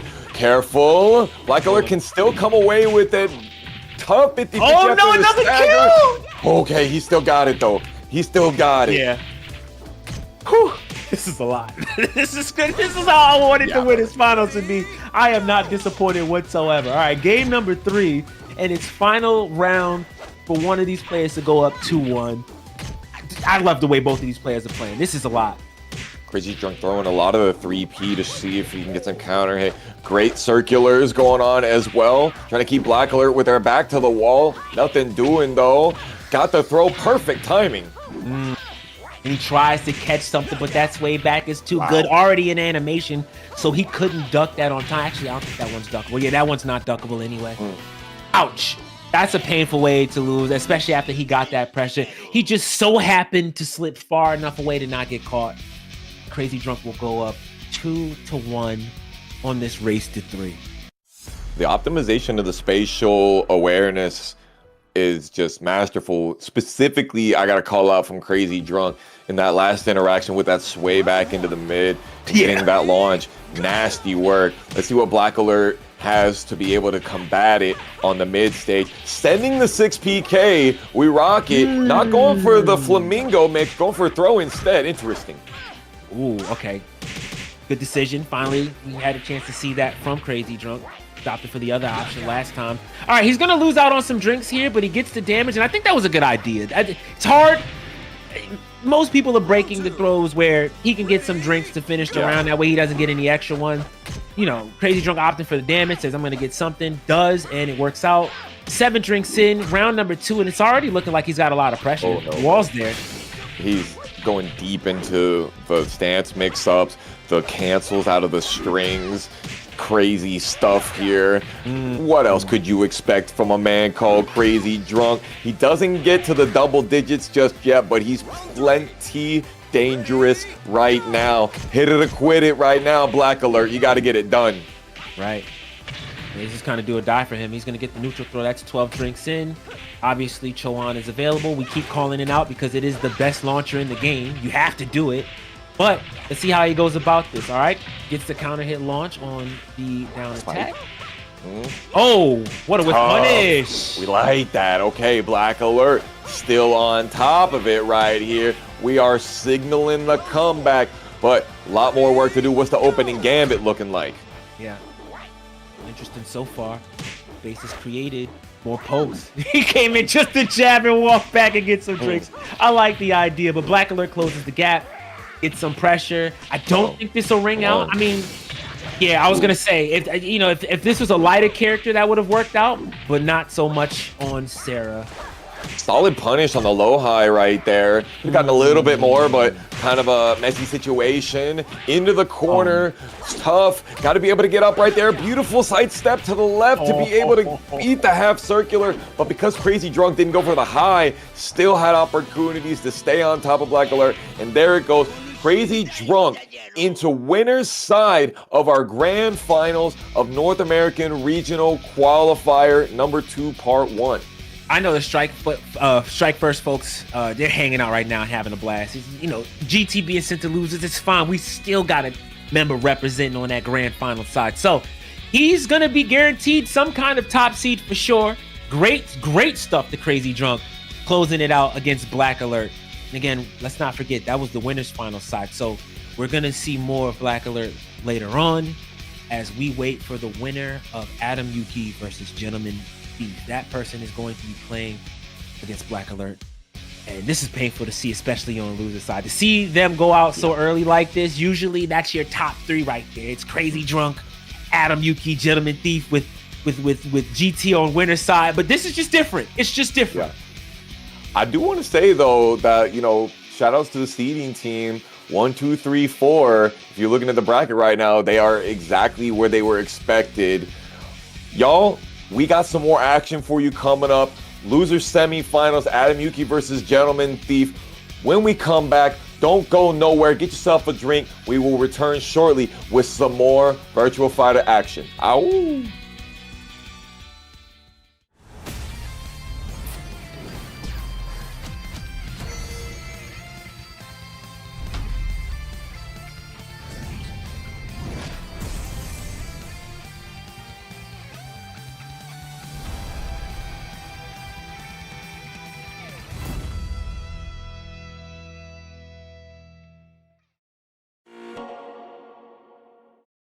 Peggy 12.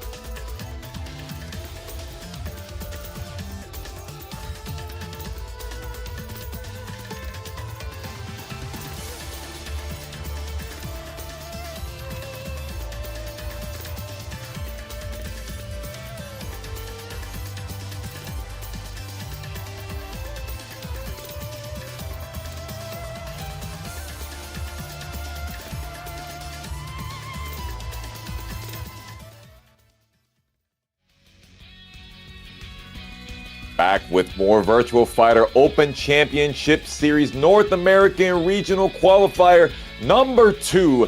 And back we have for you losers semifinals, which is what we thought grand finals what was going to be when we first started off this bracket. Adam Yuki versus Gentleman Thief.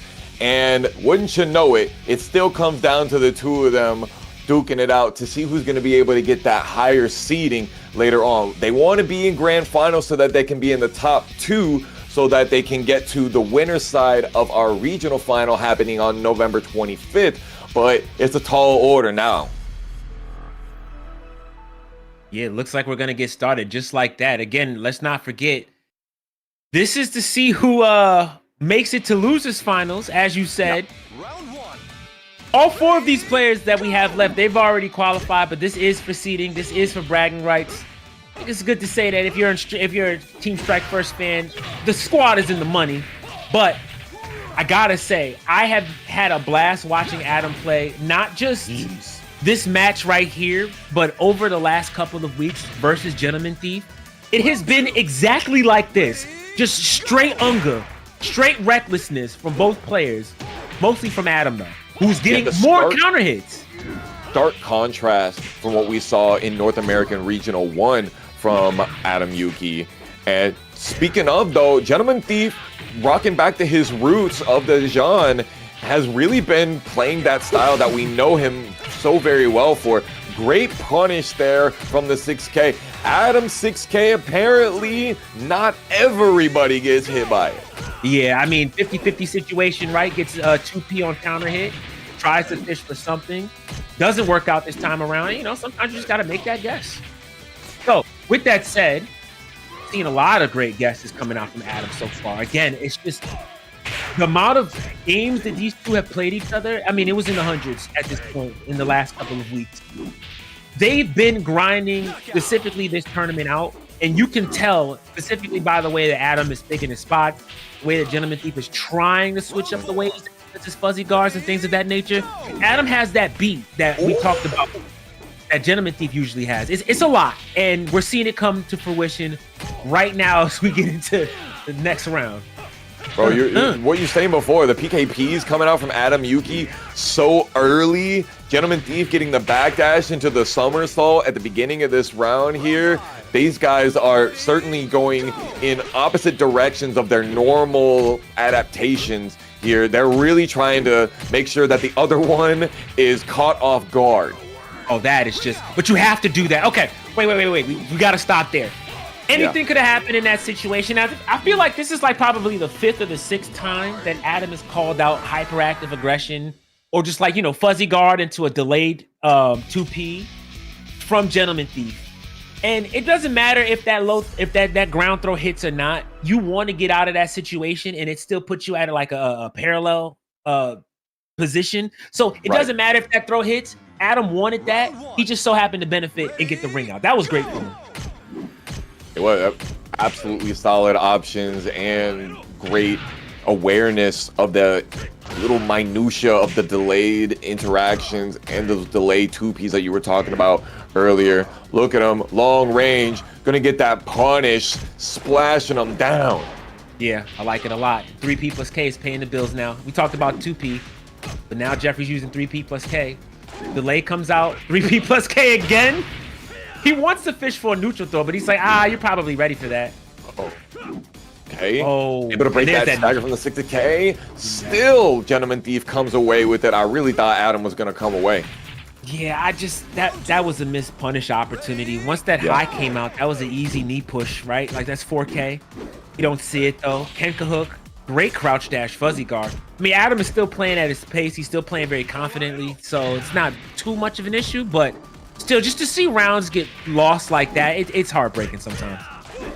Notice how much they are disengaging from one another, even though a lot of it is still being played at range 0 here. They are allowing each other little bits of chances to breathe and trying to get those big callouts. Great duck into the P plus K punish, really trying to finish those strings, and I'm stealing that turn back. Thank you very much.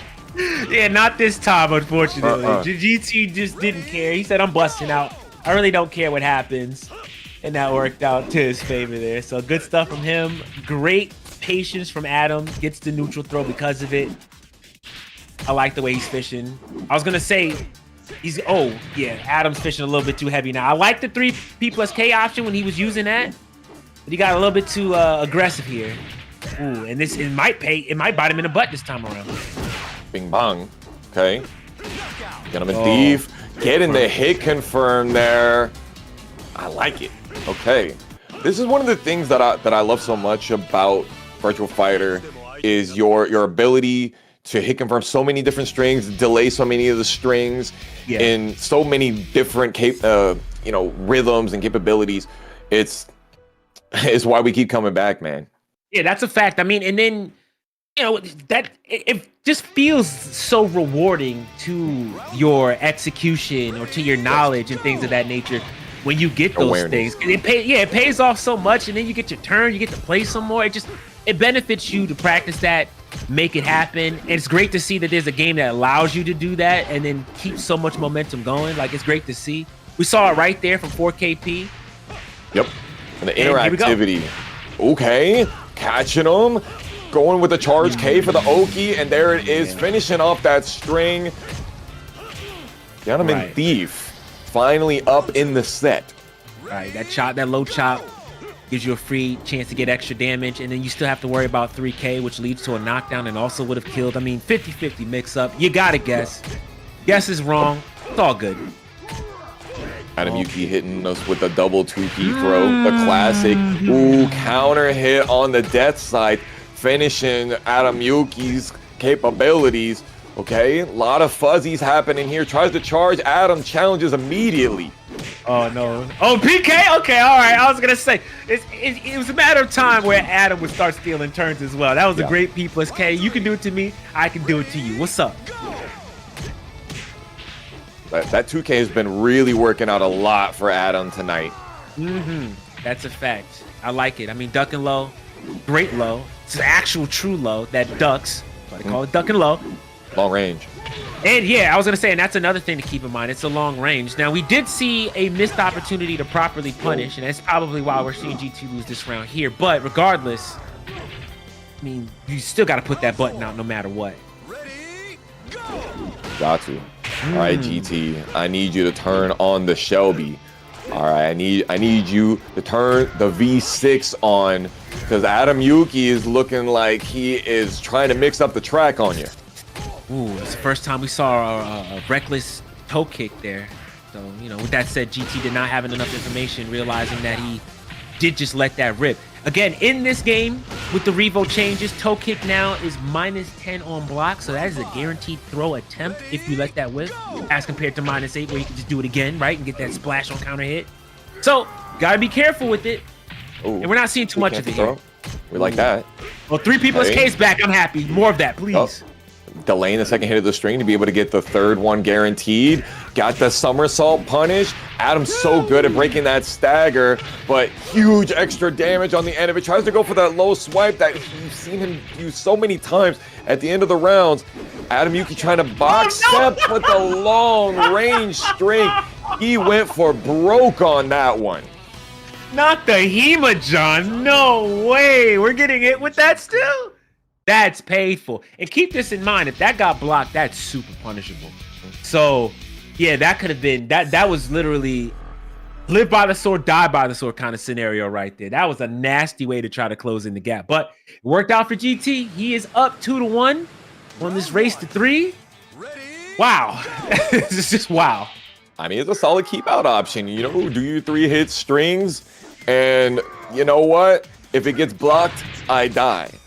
I'm not worried about it at all because I have confidence. Okay, nice 6 XP to be able to get out of there, but Adam Yuki is doing a great job keeping Gentleman Thief on his toes, staying so active. The 2P, once again, paying the bills. That's a fact. That is an undeniable fact here. So, see how GT gets this next round going. He's going for a lot of pressure, switches sides, 4 PP. More pressure. I mean, yeah, Adam's gonna have to just fight his way out of here, and I think GT's aware of that. He says, you know what, I'm fine with that. Got plenty of life lead. Even if I eat a 3P plus K, this full fence. You're not gonna switch sides on me for free anyway. I'm fine with that. Let's just get the pressure. Let me get this high counter hit damage going and close this round out. More of these tilt-a-wheel backbreakers right here. Adam Yuki has been succeeding with a lot of them. Not as much of the go to sleeps or splash mountains. And look at that. As we speak about the throw, just putting him up against the gate and does not wait at all. I wouldn't wait if I was him as well. Speaking of not Putting all of his weight into these strikes, though. Lord have mercy. Sheesh. All right, finally, a chance to breathe. Front back breaker, just like that. GT's get too aggressive, and he eats another front back breaker. So, I mean, again, that's another standard Adam round where you feel like you have a read and an adjustment, and before you know it, he's made so many micro adjustments that just clip you that you don't know what happened and the game's over like that. 2-2, just that fast.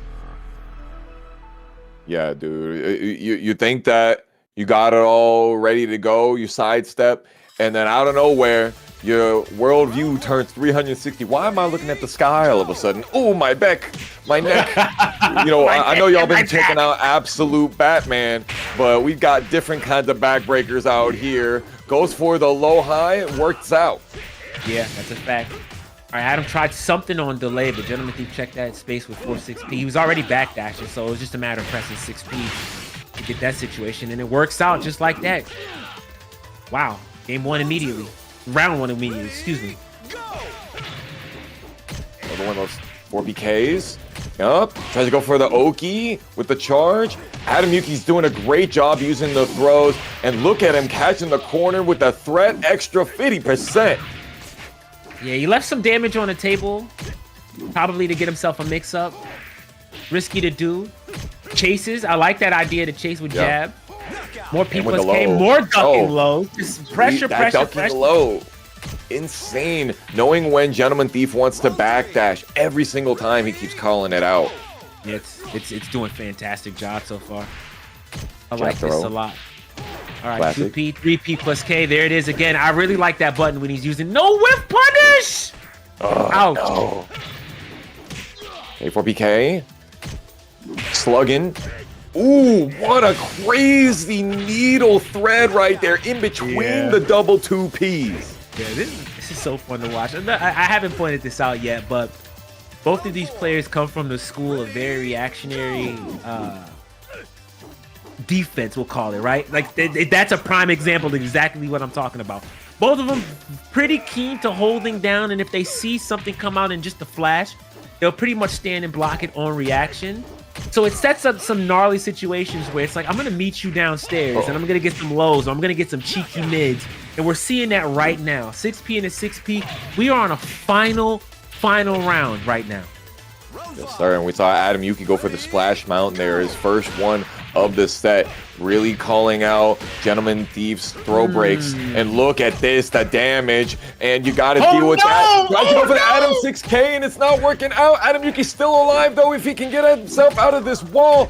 He's trying to fight his way out, but Gentleman Thief struggling. Another splash mountain. What sick defense. Okay, I like it. You got to go for the axe kick. We haven't seen it come out at all. Gentleman Thief, with the smartest thing he can do, if he did a kick after that rollback, it definitely would have hit on counter hit. That's not what we saw. We saw the rollback. Nothing came out. Free punish. That was a stellar match. I cannot believe that was not grand finals, by the way, but that was fan-freaking-tastic. Great stuff to both of them. Obviously, Adam is out right now, but we will still see him in the regional finals. With that said, Gentleman Thief is going to move on to fight person that put him in the losers in the first place. That is right. He's going up against Black Alert next. Oh boy. Bro, this is getting my heart palpitating right now. It is difficult. These guys are just playing high interaction per minute, and I'm just glad that I got my man Shadosha here to be able to help us slow it down and analyze and break it apart for y'all. Big shout outs to the GOAT here, helping us keep up. Y'all, thank you so much for joining us this evening. Gentleman Thief, he's looking like he's going to bring it home for Florida. I believe in the man. Right. I mean, at this point, I think the job is done when it comes to strike first. He's got a little bit extra play for. Why not play for the city? Why not play for the state? I really respect that. So he's gonna have his work cut out for him. I guess technically he's also playing for the United States. I mean, this is a U.S. versus Canada, right? I mean, listen, we're all North America here. We all love each other, so it's not a big deal. But I know if there's one person that wants to make a statement without a shadow of a doubt, it's Black Alert. He's been playing stellar. He's been playing fantastic. I know Black Alert wants to close this out and really, really make a statement tonight. This is the opportunity to do so. Regardless, still, Black Alert has been playing goated, has always been goated. It's still going to be goated at the end of the night. But, I mean, we're playing for some big money here in that regional finals. Top seed, I think it's worth getting. Yeah, absolutely. Absolutely. We're talking about being able to get to the top of that top 8. Right. And be able to vie for the grand final, the grand championship of the Virtua Fighter Open Championship series up at the top of the Tokyo Tower. Y'all, if y'all have not taken a look at this venue that they have picked out for this finals, it is, bro, crazy, like anime style, like end of Yu-Gi-Oh! Season 2 Battle City style action. It's nasty work what they did for the atmosphere of the climax of Virtua Fighter 5 Revo World Stage, putting it up at the top of the world. Oh my God. People all over the world. You're making me wish that I signed up for the tournament. See Gentleman Thief on the bread. Yeah, I like this pick. You know, a little bit more stagger, a little bit more stutter steps, and even more importantly, we have a kick sabaki. You can't keep throwing out those legs and those flamingos as willy-nilly as you wanted to. I can catch those and get a big punish. So big change. And also this is a matchup that honestly I feel like Gentleman Thief has been studying a lot, specifically Brad versus Sarah. So he likes this. This is good for him. Yeah, and it definitely was John versus Sarah in winners final. So now the fact that he has Brad as a completely different flavor, even genre, honestly, of striking character to be able to fight back against Black Alert Sarah, their only main, that's going to be big. Yeah, and truthfully, you know, we're going to address the elephant in the room. I feel like if there's one character that GT's been playing a lot of, especially since he switched to the leverless, it's been Brad. So to see him back on, which honestly I would now call his main character, I like this a lot for him. I mean, if not that, we have Akira, right? So I think that's fantastic. I think all of these characters are in shape. He's shown this time and time again, so it's no big deal. And honestly, already, I just like the way he's going about these matchup choices. He's got a lot more mids that he can stagger and poke with, the same way that Black Alert was using the kicks. Yeah. And a few other ways to chase down strings with the slip and the sways and things of that nature. I mean, there's just a lot of great tools that John just doesn't have. So this is awesome. Ooh. He's got some great call outs here. Had the 4-6K plus G just slamming Black Alert earlier. Black Alert really mixing up and delaying the timings on the strings, but Gentleman Thief not really allowing himself to be put in that mix as often. Ugh. Death Scythe. Okay, gets the knockdown. Mid comes out, catches an evade. That's the second time he's tried to go for an evade. I think that was an evade in that situation, but regardless, GT decided he first with a neutral throw he was going to check that space. The second time, and that was a great option select. I'm going to step with this kick that's going to beat out any jabs that you try to do, and it's also going to beat you on that side if you step down one more time. Gets the round, cleans the game up. First game goes to GT. Yeah, I respect, you know, he got the death side counter hit on the side step, dropped the combo. He said, hold up. Let me get another one of them. Let me show y'all what I could do. All right, this is losers finals right here. We can't be dropping combos. Let me make y'all aware we got those. Gentleman Thief now on the low fence versus Black Alert. This could be good for Black Alert because some of those Flamingo Enders, they don't pop you up quite as high. But you know what? Same with Brad with the 9K plus G. Yeah, that's a fact. He didn't come into play right now. There it is again. Side, boom, boom, boom. Okay. Lets the combo drop. I mean, he could have got the push. It's the backdash and immediately gets a whiff punish. I mean, just look at that. That he had plenty of time to get that whiff punish. And that's what I mean. That I was saying earlier, especially in that Adam versus GT matchup that we saw earlier, where if you have a chance to get a whiff punish and things of that nature, you don't get that many opportunities at these ranks. So you got to make it happen right now. And that was a great bait there from Black Alert. Yeah, he had perfect spacing, Gentleman Thief, right there. There we go. That's the button that has been getting Black Alert the majority of their big red against the opponent, right there, that double kick. Gentleman Thief not able to come back and readapt after that knockdown, even after the slipping mix. Yeah, it's pretty unfortunate. All right, neutral throw to start off the round. Tries to get something off the sidestep. Doesn't work out this time around. I don't think the shake came out in time, which is why he got hit with that counter hit. But it is what it is. Oh, that's all side turn too. Oh, boy. Oh, man, so much is happening right now. And it looks like Gentleman Thief is going to weather this storm. Great sidestep break. And he gives up his turn with on the counter hit. And then the machine gun gut punches. Ooh, man. Guttural. Black Alert now not having the time that he was having back in winners finals. I'll tell you what. Yeah. This matchup's a little bit rougher. I mean, he wants to go for the same game plan, which is something that I respect. But the tools to kind of stagger and stop the pressure that Black Alert wants to get started is just a lot to deal with. So step kick comes in. You have to respect what he decides to do next on side turn. I mean, it's just a lot. Oh, that's a pun. Oh, no, he wanted the No, he wanted the 4-6K plus D. Damn shame. That's actually kind of difficult. I understand what happened right there. I think he just accidentally caught the neutral in the middle of his 4-6. So tragic. But that just means Black Alert has more opportunities. Yeah, this is an opportunity to seal this second game. And you've seen earlier, you really don't want to give Black Alert that opportunity. So, yeah, this is like counter number 4. It's working. And I like it, right? I mean, we're seeing the steps, and the call out has been we're getting those evades. You specifically like to evade in this direction. Now I have Death Scythe in that position. I can check that, and even if I don't, it's still my turn. It is what it is. But as I say that, Black Alert, we said you can't give an opportunity to come back, is going to clutch out and get the game. Okay. Bro, real talk. Just a couple of rounds ago, I was like, damn, Black Alert is he's getting rolled over, but it's all about staying composed. And when you get that momentum, you keep with the foot on the gas pedal, and Black Alert has been consistently doing that.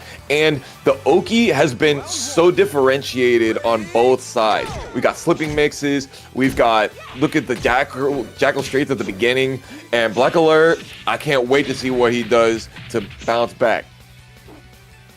He's gonna have to do a lot. And now, oh, I was gonna say betting a little bit too big. We saw that earlier, by the way. Unlucky combo drops from GT. The wall is there too, so big conversion, lots of damage. You're gonna have to guess on wake up. Unfortunately, made the right read, just timed it wrong, so he doesn't get the meaty setup. There's a lot of active frames on that flip too, so that's just unfortunate. Yeah, and he wasn't able to get over the low either. It was just a little bit too early for the worst situation. Gentleman Thief with his back to the wall, now gonna get some extra damage from it. And good. All right, back turn mid, trying to find something. Has plenty of space and health to work with, so he doesn't have to overextend, and he doesn't, which resulted in him getting that round. Great stuff to Black Alert so far, but we're not done. 4PK, the knee whiffing right there is quite tragic. Gentleman Thief really had some momentum going. Black Alert backing up and catching him, chopping him down with the axe kick off the fadeaway. Yeah, that was a bit of an interesting finisher there. I feel like that might give up Oki. I could be completely wrong. I'm not entirely sure. But either way, I mean, that was just one heck of a way to play that round out. And it looks like we are going to get a... Oh, boy. Okay, so I thought we might have just lost the feed. But it looks like we have a game crash, maybe just desync. I could be wrong, but regardless, that's a heavy one, man. I mean, we saw Black Alert really picking up the pace and gaining momentum, and against somebody like Gentleman Thief, you don't want that momentum to slow down. Yeah, for sure. So I mean, let's see what this pause does for him. Yeah, a lot of times, you know, they tell you, you know, cool off a little bit, but in a game like Virtua Fighter, ice is your enemy. And just like you said, especially against Gentleman Thief, when you have the ability to put on the gas and really put pressure on him. Gentleman Thief is one of the most stone cold players in North America. To put him in a situation where he's going to panic, to put him in a situation where he's going to feel pressured, it does not happen very easily. And so now all that tension, all that pressure, all that stack is melting away. It's a fact. Let's see how this goes.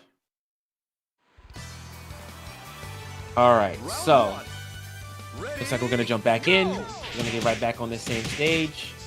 And we are going to recreate the scenario that we had so that we can get it going. Regardless, we will be back to where we were, but momentum shift does play a big deal here. I think the pressure's on both of them, so, you know, I mean, it is what it is. But at the same time, let's not forget both of these players have already qualified. This is just for top seed. So, I mean, anything can happen here. I don't know. This has been a heavy one. I tell you what, Fox. This has been a lot. Yeah, man. But just like you said, man, the stakes are still very high because you want to be in that top seed. This might even be a more important match than Grand Finals. Yeah, without a shadow of a doubt. Because I mean, we just don't know who's going to make that top seed later on in that second part of this qualifier when that happens next week. You might get a favorable matchup if you play early on. So yeah, this is a big deal. I agree with you. See what happens. Little jab will do ya. Little bab. Gentleman Thief. One round away from getting the game lead. There we go. Yet another one of those hit confirms from Black Alert. You gonna tech roll for me, I'll tell you what. What a great punish right there. Catches the back roll, realizes the kick comes out. That is minus 15. Immediately gets the punish from the walls right there. Easy damage. And just like that, we're already caught back up in rounds. Round 5. Ready, go! Conservative. No more than needed. Oh, not that time. Finally gets blocked. Oh, wow. Okay, 3PK comes out finally. I love that move. I hate that move on Doral, but love it on Brad, by the way. I don't think Doral has that move anymore, but if it did, that would be cheap. I don't know why I'm talking about Doral right now. We got a crazy match going on, and it looks like Black Alert has found the chance to punish that high. That was awesome. Great stuff from Black Alert, keeping the composure, getting the game 2-1 and loses finals. Gentleman Thief is going to have to come up with something here if he wants to keep this going.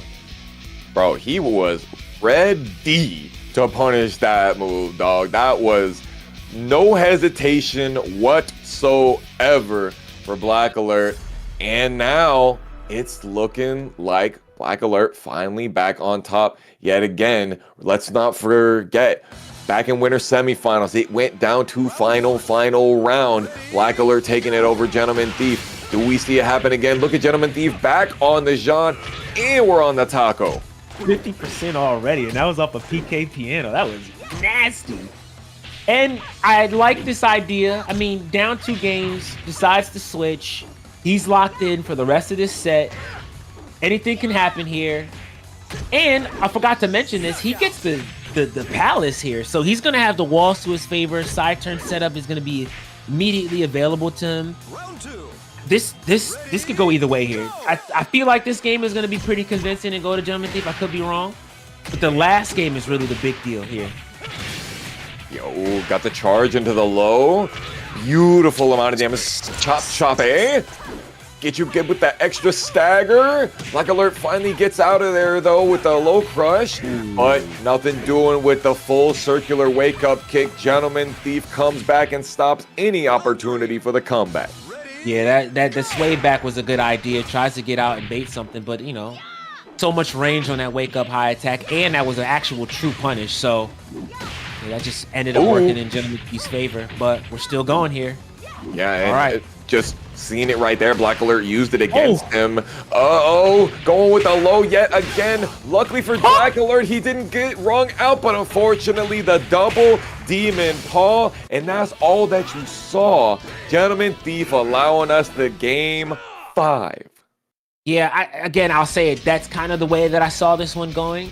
Interesting read that GT made, going for the charge attack into the low high 2 times in a row, and nothing. I mean, a lot coming from it, but Black Alert not doing too much about it, just deciding to eat that mix up 2 times in a row. That was shocking to see, but I really like the way that was closed out. Kept it safe, kept it simple, just in case the step happened. Has a chance to track with another attack. Also has a chance to save himself from getting run out. I mean, really solid, stellar play. But now we don't have any fences. We don't have any walls. We have an open stage and a pretty big life lead for Black Alert. This is where true virtual fighters play, dog, where every interaction could be your last. Finally, Black Alert going for those plasma sword mixes on the Oki. Hasn't been showing that almost at all. Great duck under the second hip, the low high, not natural combo. Gentleman Thief locked in.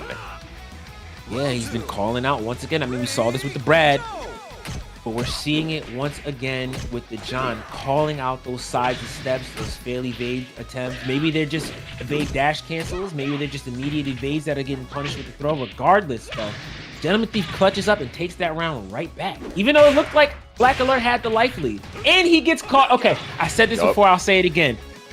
6-6 comes out. The last game that we saw, Black Alert was not watching his feet. Counter hit 6-6 in a 4P plus K. That's the way that you get that launch, by the way. Yes. It finally paid off because he done. Yep. And that exactly game 4 set up for game 5 to be able to make Black Alert duck in that very clutch, important situation. Gentleman Thief forcing that final Oki and not finishing the string so that he can get the tech roll set up. And Gentleman Thief now in his rightful place in grand finals versus Crazy Drunk and guaranteeing himself a winner's side seeding in the top 8 of our regional finals on November 25th. Yeah, so great stuff to Black Alert. Fantastic performance. I mean, a top 3 finish. Such making it as far. Yeah, that is a huge success. And again, top 4 is all you need for this week. Again, gonna get that 3rd place seeding, and that sets up our grand finals where we're gonna see GT versus Crazy Drunk. And I know GT is more than happy to play this matchup. With that said, though, Crazy Drunk already having a 3-game lead pretty much at this point. Him being on the winner's side and GT having to win this battle 2 times in a row. But I think if anybody wants to play the long set, this Gentleman Thief, he's down for it. So, strap in, buckle up. I feel like this is going to be a pretty long grand finals if GT has anything to say about it here. Yes, sir, you already know. But we got ourselves one last little break right here. If that set didn't wet your whistle, go grab yourself a little drink. Sit tight. We'll be right back for grand finals of the Virtual Fighter Open Championship North American Regional Qualifier.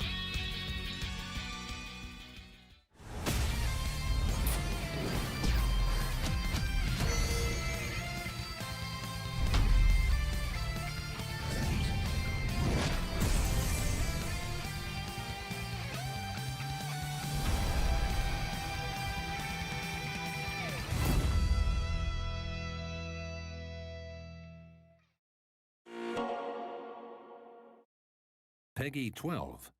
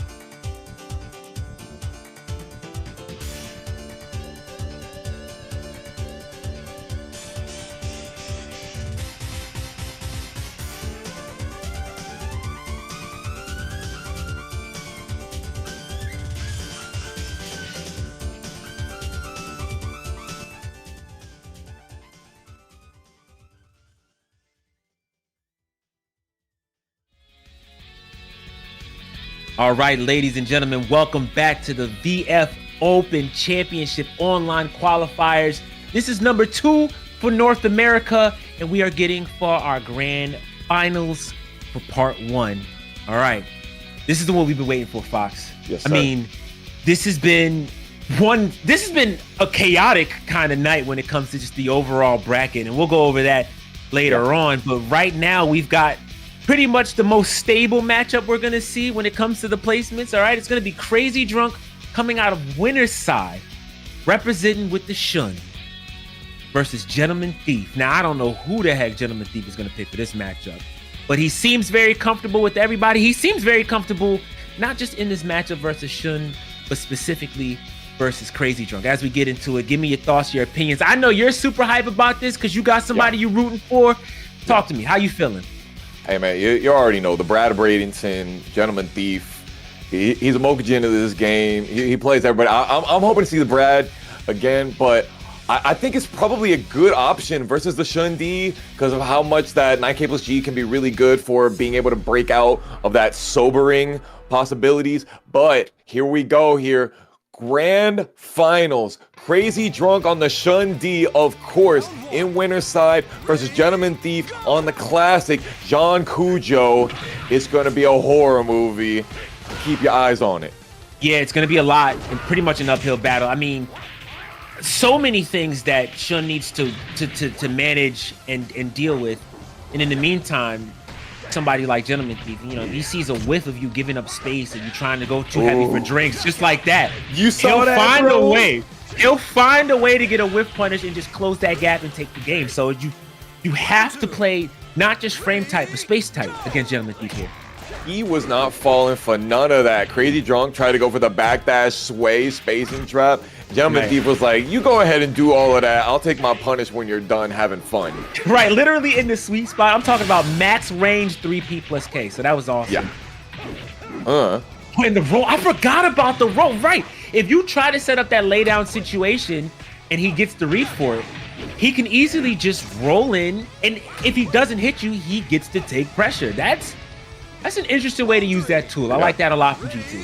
Bro, that's crazy how far Shun popped up after he got the lay down punish with the 2P. And it was like, whoa, why'd they go way that far up? It must be the strength of John Cujo. Double 6-6P. Ooh, somersault just a little bit late on it. Can still keep it together with the half circular. Gentleman Thief with his back up against the wall. And he might be losing it all. Be careful here. Yeah, that's a hell of a round and a hell of a way to win, too. He gets a free lay down off of that combo.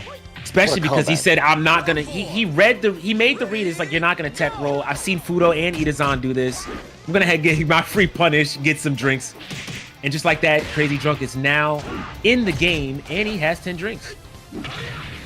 Oh, the big throw. Jumping over. Didn't get what he needed. The tequila tornado not working around. Okay, chopping him down. Gentleman Thief knowing that you're going to duck in that sitch. Sheesh.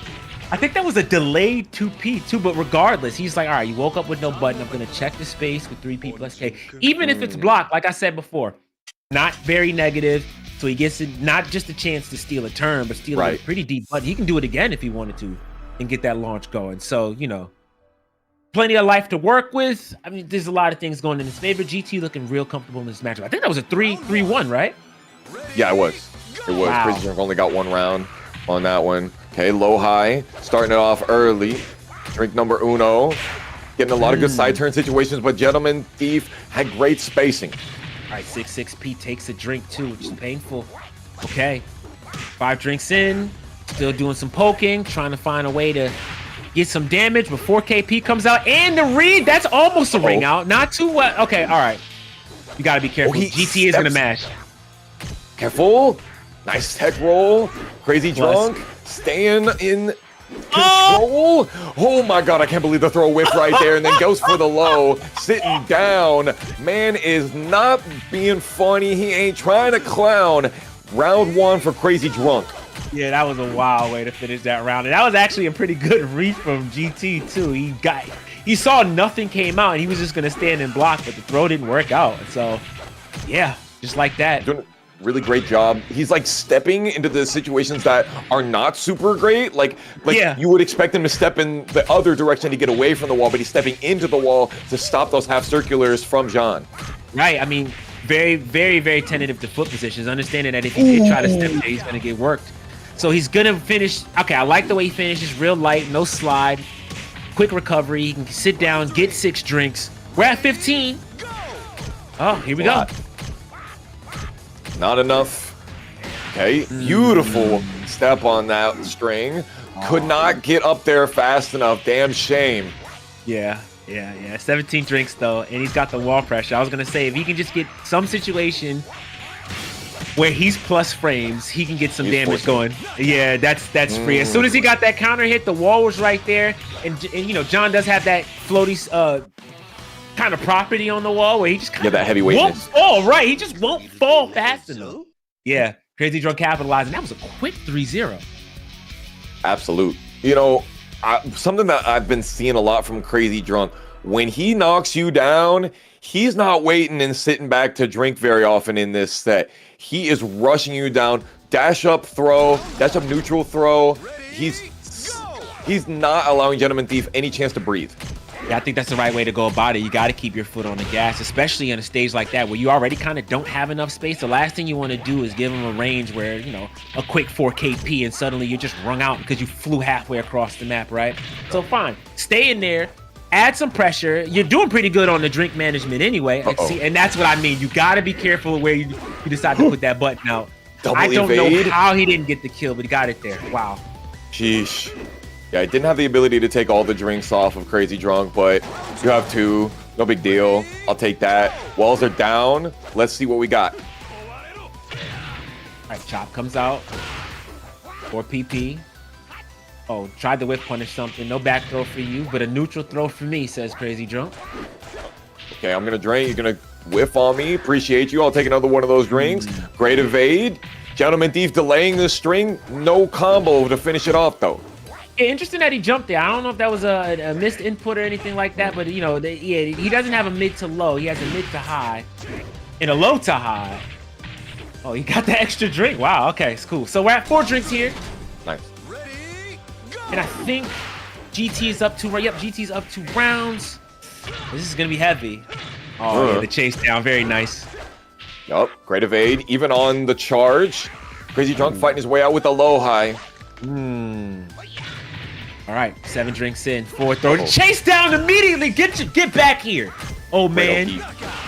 Trying to go for that homing option, not working. And Gentleman Thief say, you like 3 O's, do you? How about one for you? Yeah, returns the favor. And on a stage where there's plenty of space for Crazy Drunk to work with. So that's a pretty heavy and big deal. Okay, I mean, you asked for the reset. It looks like it might be happening here. GT only needs 1 to make that happen, but Crazy Drunk is not out of the fight just yet. You get ready to play on the city here. Bad man, immediately dashed up, got the neutral throw and 3 drinks. And the low highs, they're not gonna stop. Yeah, at all. Meaning, why not? You get a free knockdown, get some pressure, make some space. Life is good sometimes. I mean, actually, it's not right now. We're seeing PK punish, 4 PP. You gotta respect that on side turn. That's just the way it works. And just like that, he's back down to 1 drink. Round 2. Yeah, after that throw, and the Oki finishing. Crazy Drunk finally getting punished for the low high. That took a lot of damage too. That's like the worst possible situation for you.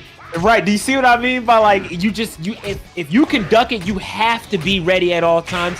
Because that's the benefit. You just 6K, what is it, 16, 17 frame mid, quick punish and all that damage. That's fantastic. Both of them trying to fish for that parallel, that setup, that unblockable. But you don't stop doing it. Now. Yeah. You got to keep that low high in your pocket. Gentleman Thief is definitely in the pocket. Got his eyes locked in on the Grand Finals Cup, trying to stay so that he can get to that #1 spot. I like the way that GT started that round. It didn't work out, but he tried to go for a mid punch somebody just in case Crazy Drunk did something, and he did it. It just just didn't come out in time, which is unfortunate. But that's just a cheeky way to start. That's the second time we're seeing Gentleman 3 bust out with 6K. Yeah. Just like And that, we got a just reset. like that, got it with the reset. Gentleman Thief giving us what we need, the maximum amount of games that you could desire. Now, Crazy Drunk has lost a little bit of steam on his Oki game and has not really been able to pressure Gentleman Thief quite as much in the last couple of games. So Gentleman Thief has been straight up foot on the gas pedal, and the steering wheel is locked into the forward position. That's a fact. Speaking of which, we got a 4-throw coming out. Just like that. More drinks for Crazy Drunk. He's on the 3.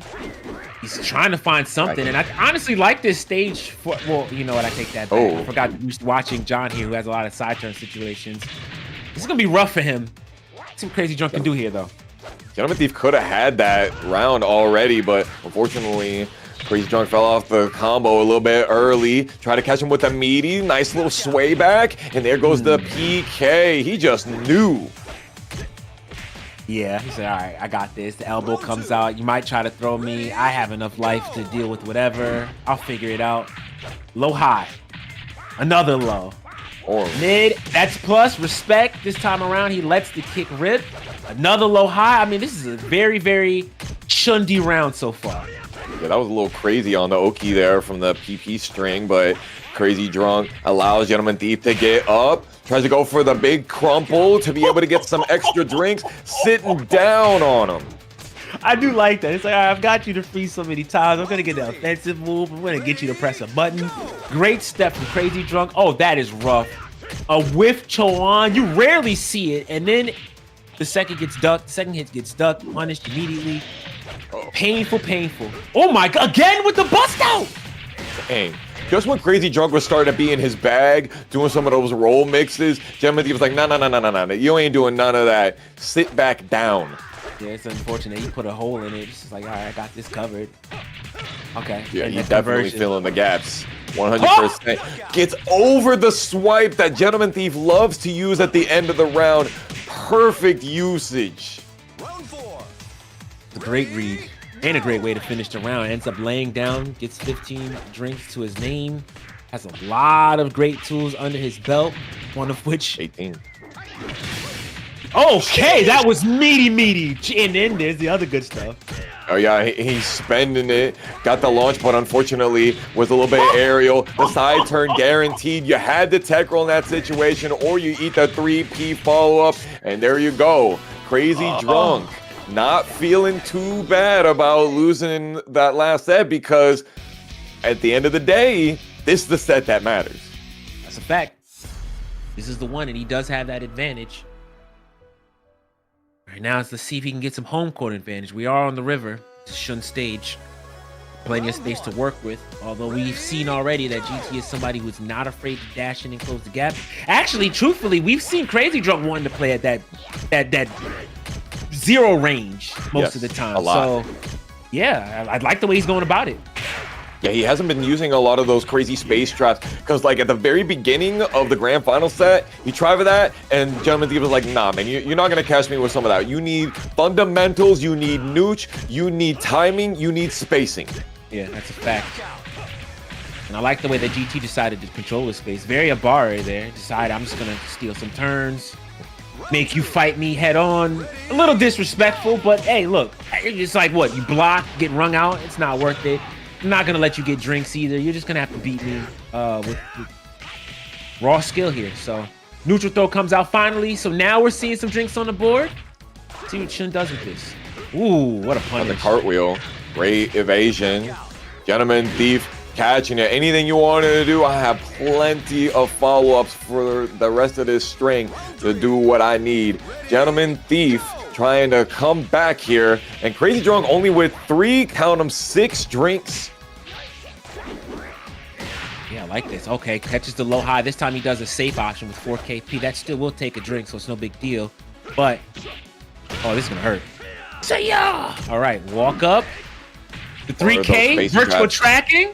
Again, Gentleman Thief not allowing any of the chicanery. No crumple. Very nice for Gentleman Thief. Drunk trying to backdash out of there after the 3P had worked out. Final interactions, and then there comes the swipe. Gentleman Thief still sticking to his favorite round-ending tools. Yeah, this is the sides, the low swipe, the low highs. I mean, Crazy Drunk, and I like the idea. He was looking for Gentleman Thief to look for a low. That never came. Instead, GT decided, I'm just going to press some buttons, mash out. And that, just like that, he steals that game. That was supposed to be a Crazy Drunk game right there, but yes. Yeah, GT steals it. That's wild. Let's see what we got here. Oh, goes for the guard break. Interesting mix. Not the low or the mid. He's showing differences here. We're on layer 3. Yeah, that hit me. I'm not gonna lie to you. We hadn't seen a guard break in quite some time, so for him to get that off, that was really well placed. All right, in dangerous position. Throw, ban for ban here, and yet another one, and got 5 drinks off of that. We like those. I think that's an interesting decision there too. I mean, he could have killed on that one, but he said, "I'm gonna go for the drinks instead." Maybe give myself a little bit of life lead. I mean, it ended up working in his favor, right? Gets the forward throw, so he gets some more drinks there. But yeah, interesting decision. Bro, it paid off in spades. 14 drinks is exactly what you're looking for, especially when you got the round on the end of it as well. Gentleman Thief not worried about the 6-piece string whatsoever. Here come the Chawan. Right, I like this a lot. And he's going to get the free slide. He's going to have to be careful and watch his feet, though. Never mind. 3KK comes out. Chawan side turn. Oh, and then he gets that situation. He's not dead, which is kind of unfortunate for Crazy Drunk because he doesn't get to sit down and get some more drinks. And he risks the potential of losing just some more drinks in the round. That's rough. Damn shame. Yeah, man, real talk, Crazy Drunk was like in that situation where he just needed one more tick, and he let Gentleman Thief come back on him. He let him have that space and be able to breathe again.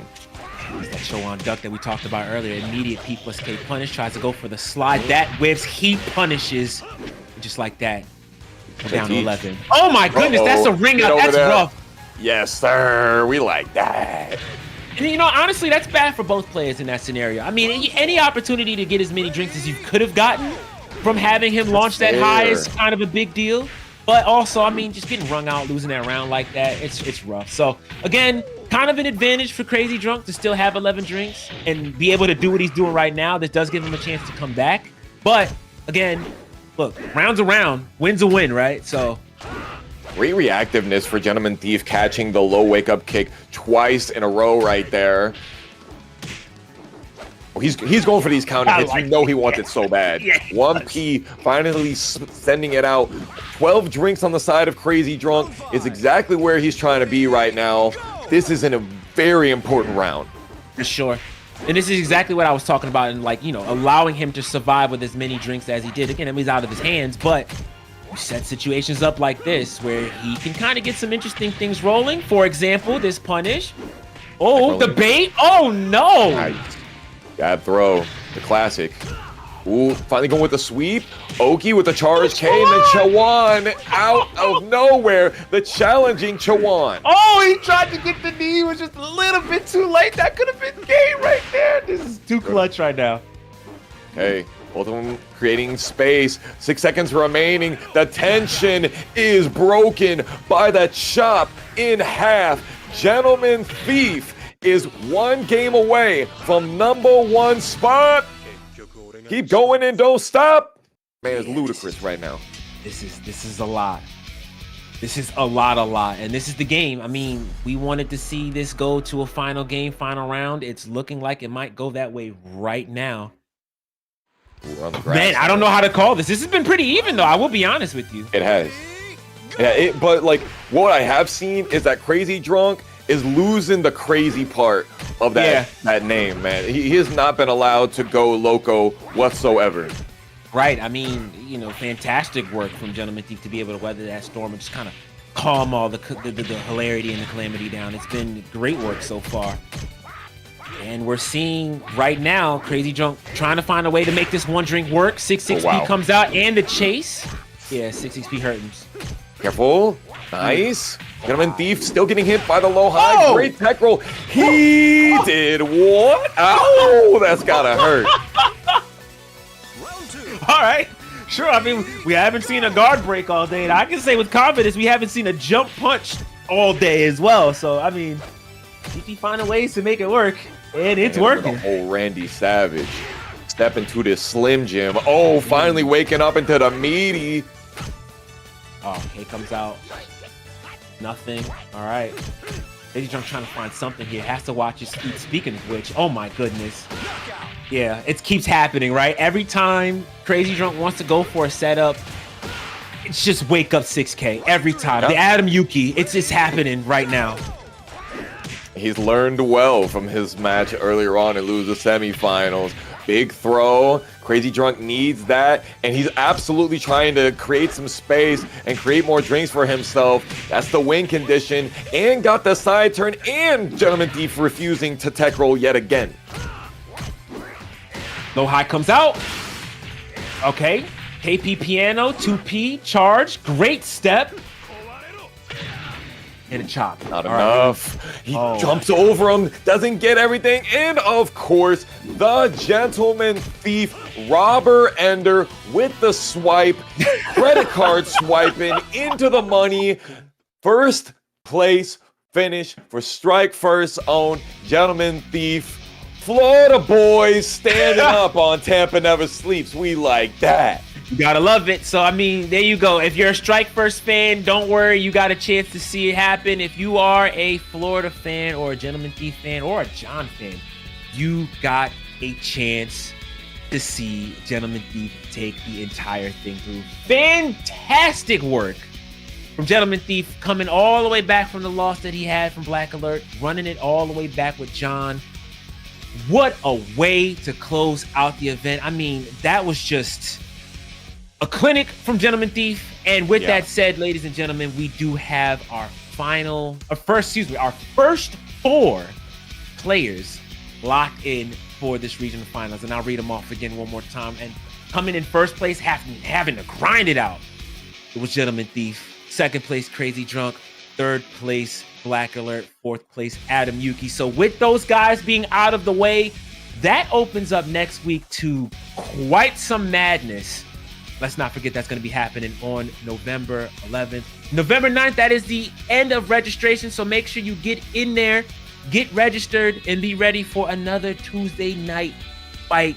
Fox, tell me how you felt about everything that happened tonight. It's been a lot. So we were here for the whole ride. Talk to me. Yeah, man. Brother, man, you already know. Getting to see my man Gentleman Thief take the dub as it was predicted, but as was foreseen in the stars of Tampa Never Sleeps and TNS Foxhound being on here, you already know it was kismet. And then getting Crazy Drunk in there as well. I'm a huge Shundi fan. I saved him for last when I went through all the character moves because I knew I was gonna love him so much. And Crazy Drunk gave me more reasons to go back and try the character because you get to be crazy. Unless you get to play versus people like Gentleman Thief. He was putting on a clinic on how to shut down Shundi's shenanigans, so to speak. I'm super stoked for what this means for our regional finals part 2. You know, we've got Yellowtail still can come up, Assassin, Tricky, Denkai can still come back as well. Any of the people that didn't qualify this time could be able to make it next week on November 11th to be able to qualify for the top 8 on November 25th. And y'all, if you guys like this kind of action, don't forget World Stage is available on Steam, on PlayStation, on Xbox, everywhere. Soon on Nintendo Switch 2 as well. And there's lots more capabilities to do more than just play the homies all around the world. You got single player action as well. We got more costumes unlockable and so much history just in the players that you're playing against, their ghosts that you're playing against. Literal Virtua Fighter history, some of your favorite players or players that you might not even know that you get to learn more about through them. It's just such a sick thing that they've added in. So guys, please as well get into the Virtua Fighter official Discord if you're not already locked into that as well. If you're still learning like a lot of us out there, We have a great community, and there is learning resources upon learning resources, and the community is nothing but helpful and warm, and you know they want to play these games. You will have no problem finding games. That's a fact. So if you haven't heard, make sure you jump on. Today's a great day to be a Virtua Fighter player. So make that happen. Sign in, get some games. And with that said, we're going to be signing off. For the team here at TNS, for Sega, my brother Foxhound, my name is Shadosha. Guys, thank you for joining us for the first part of the NA qualifiers. We'll see you next week. Until then, have a great night and play more VF. Out.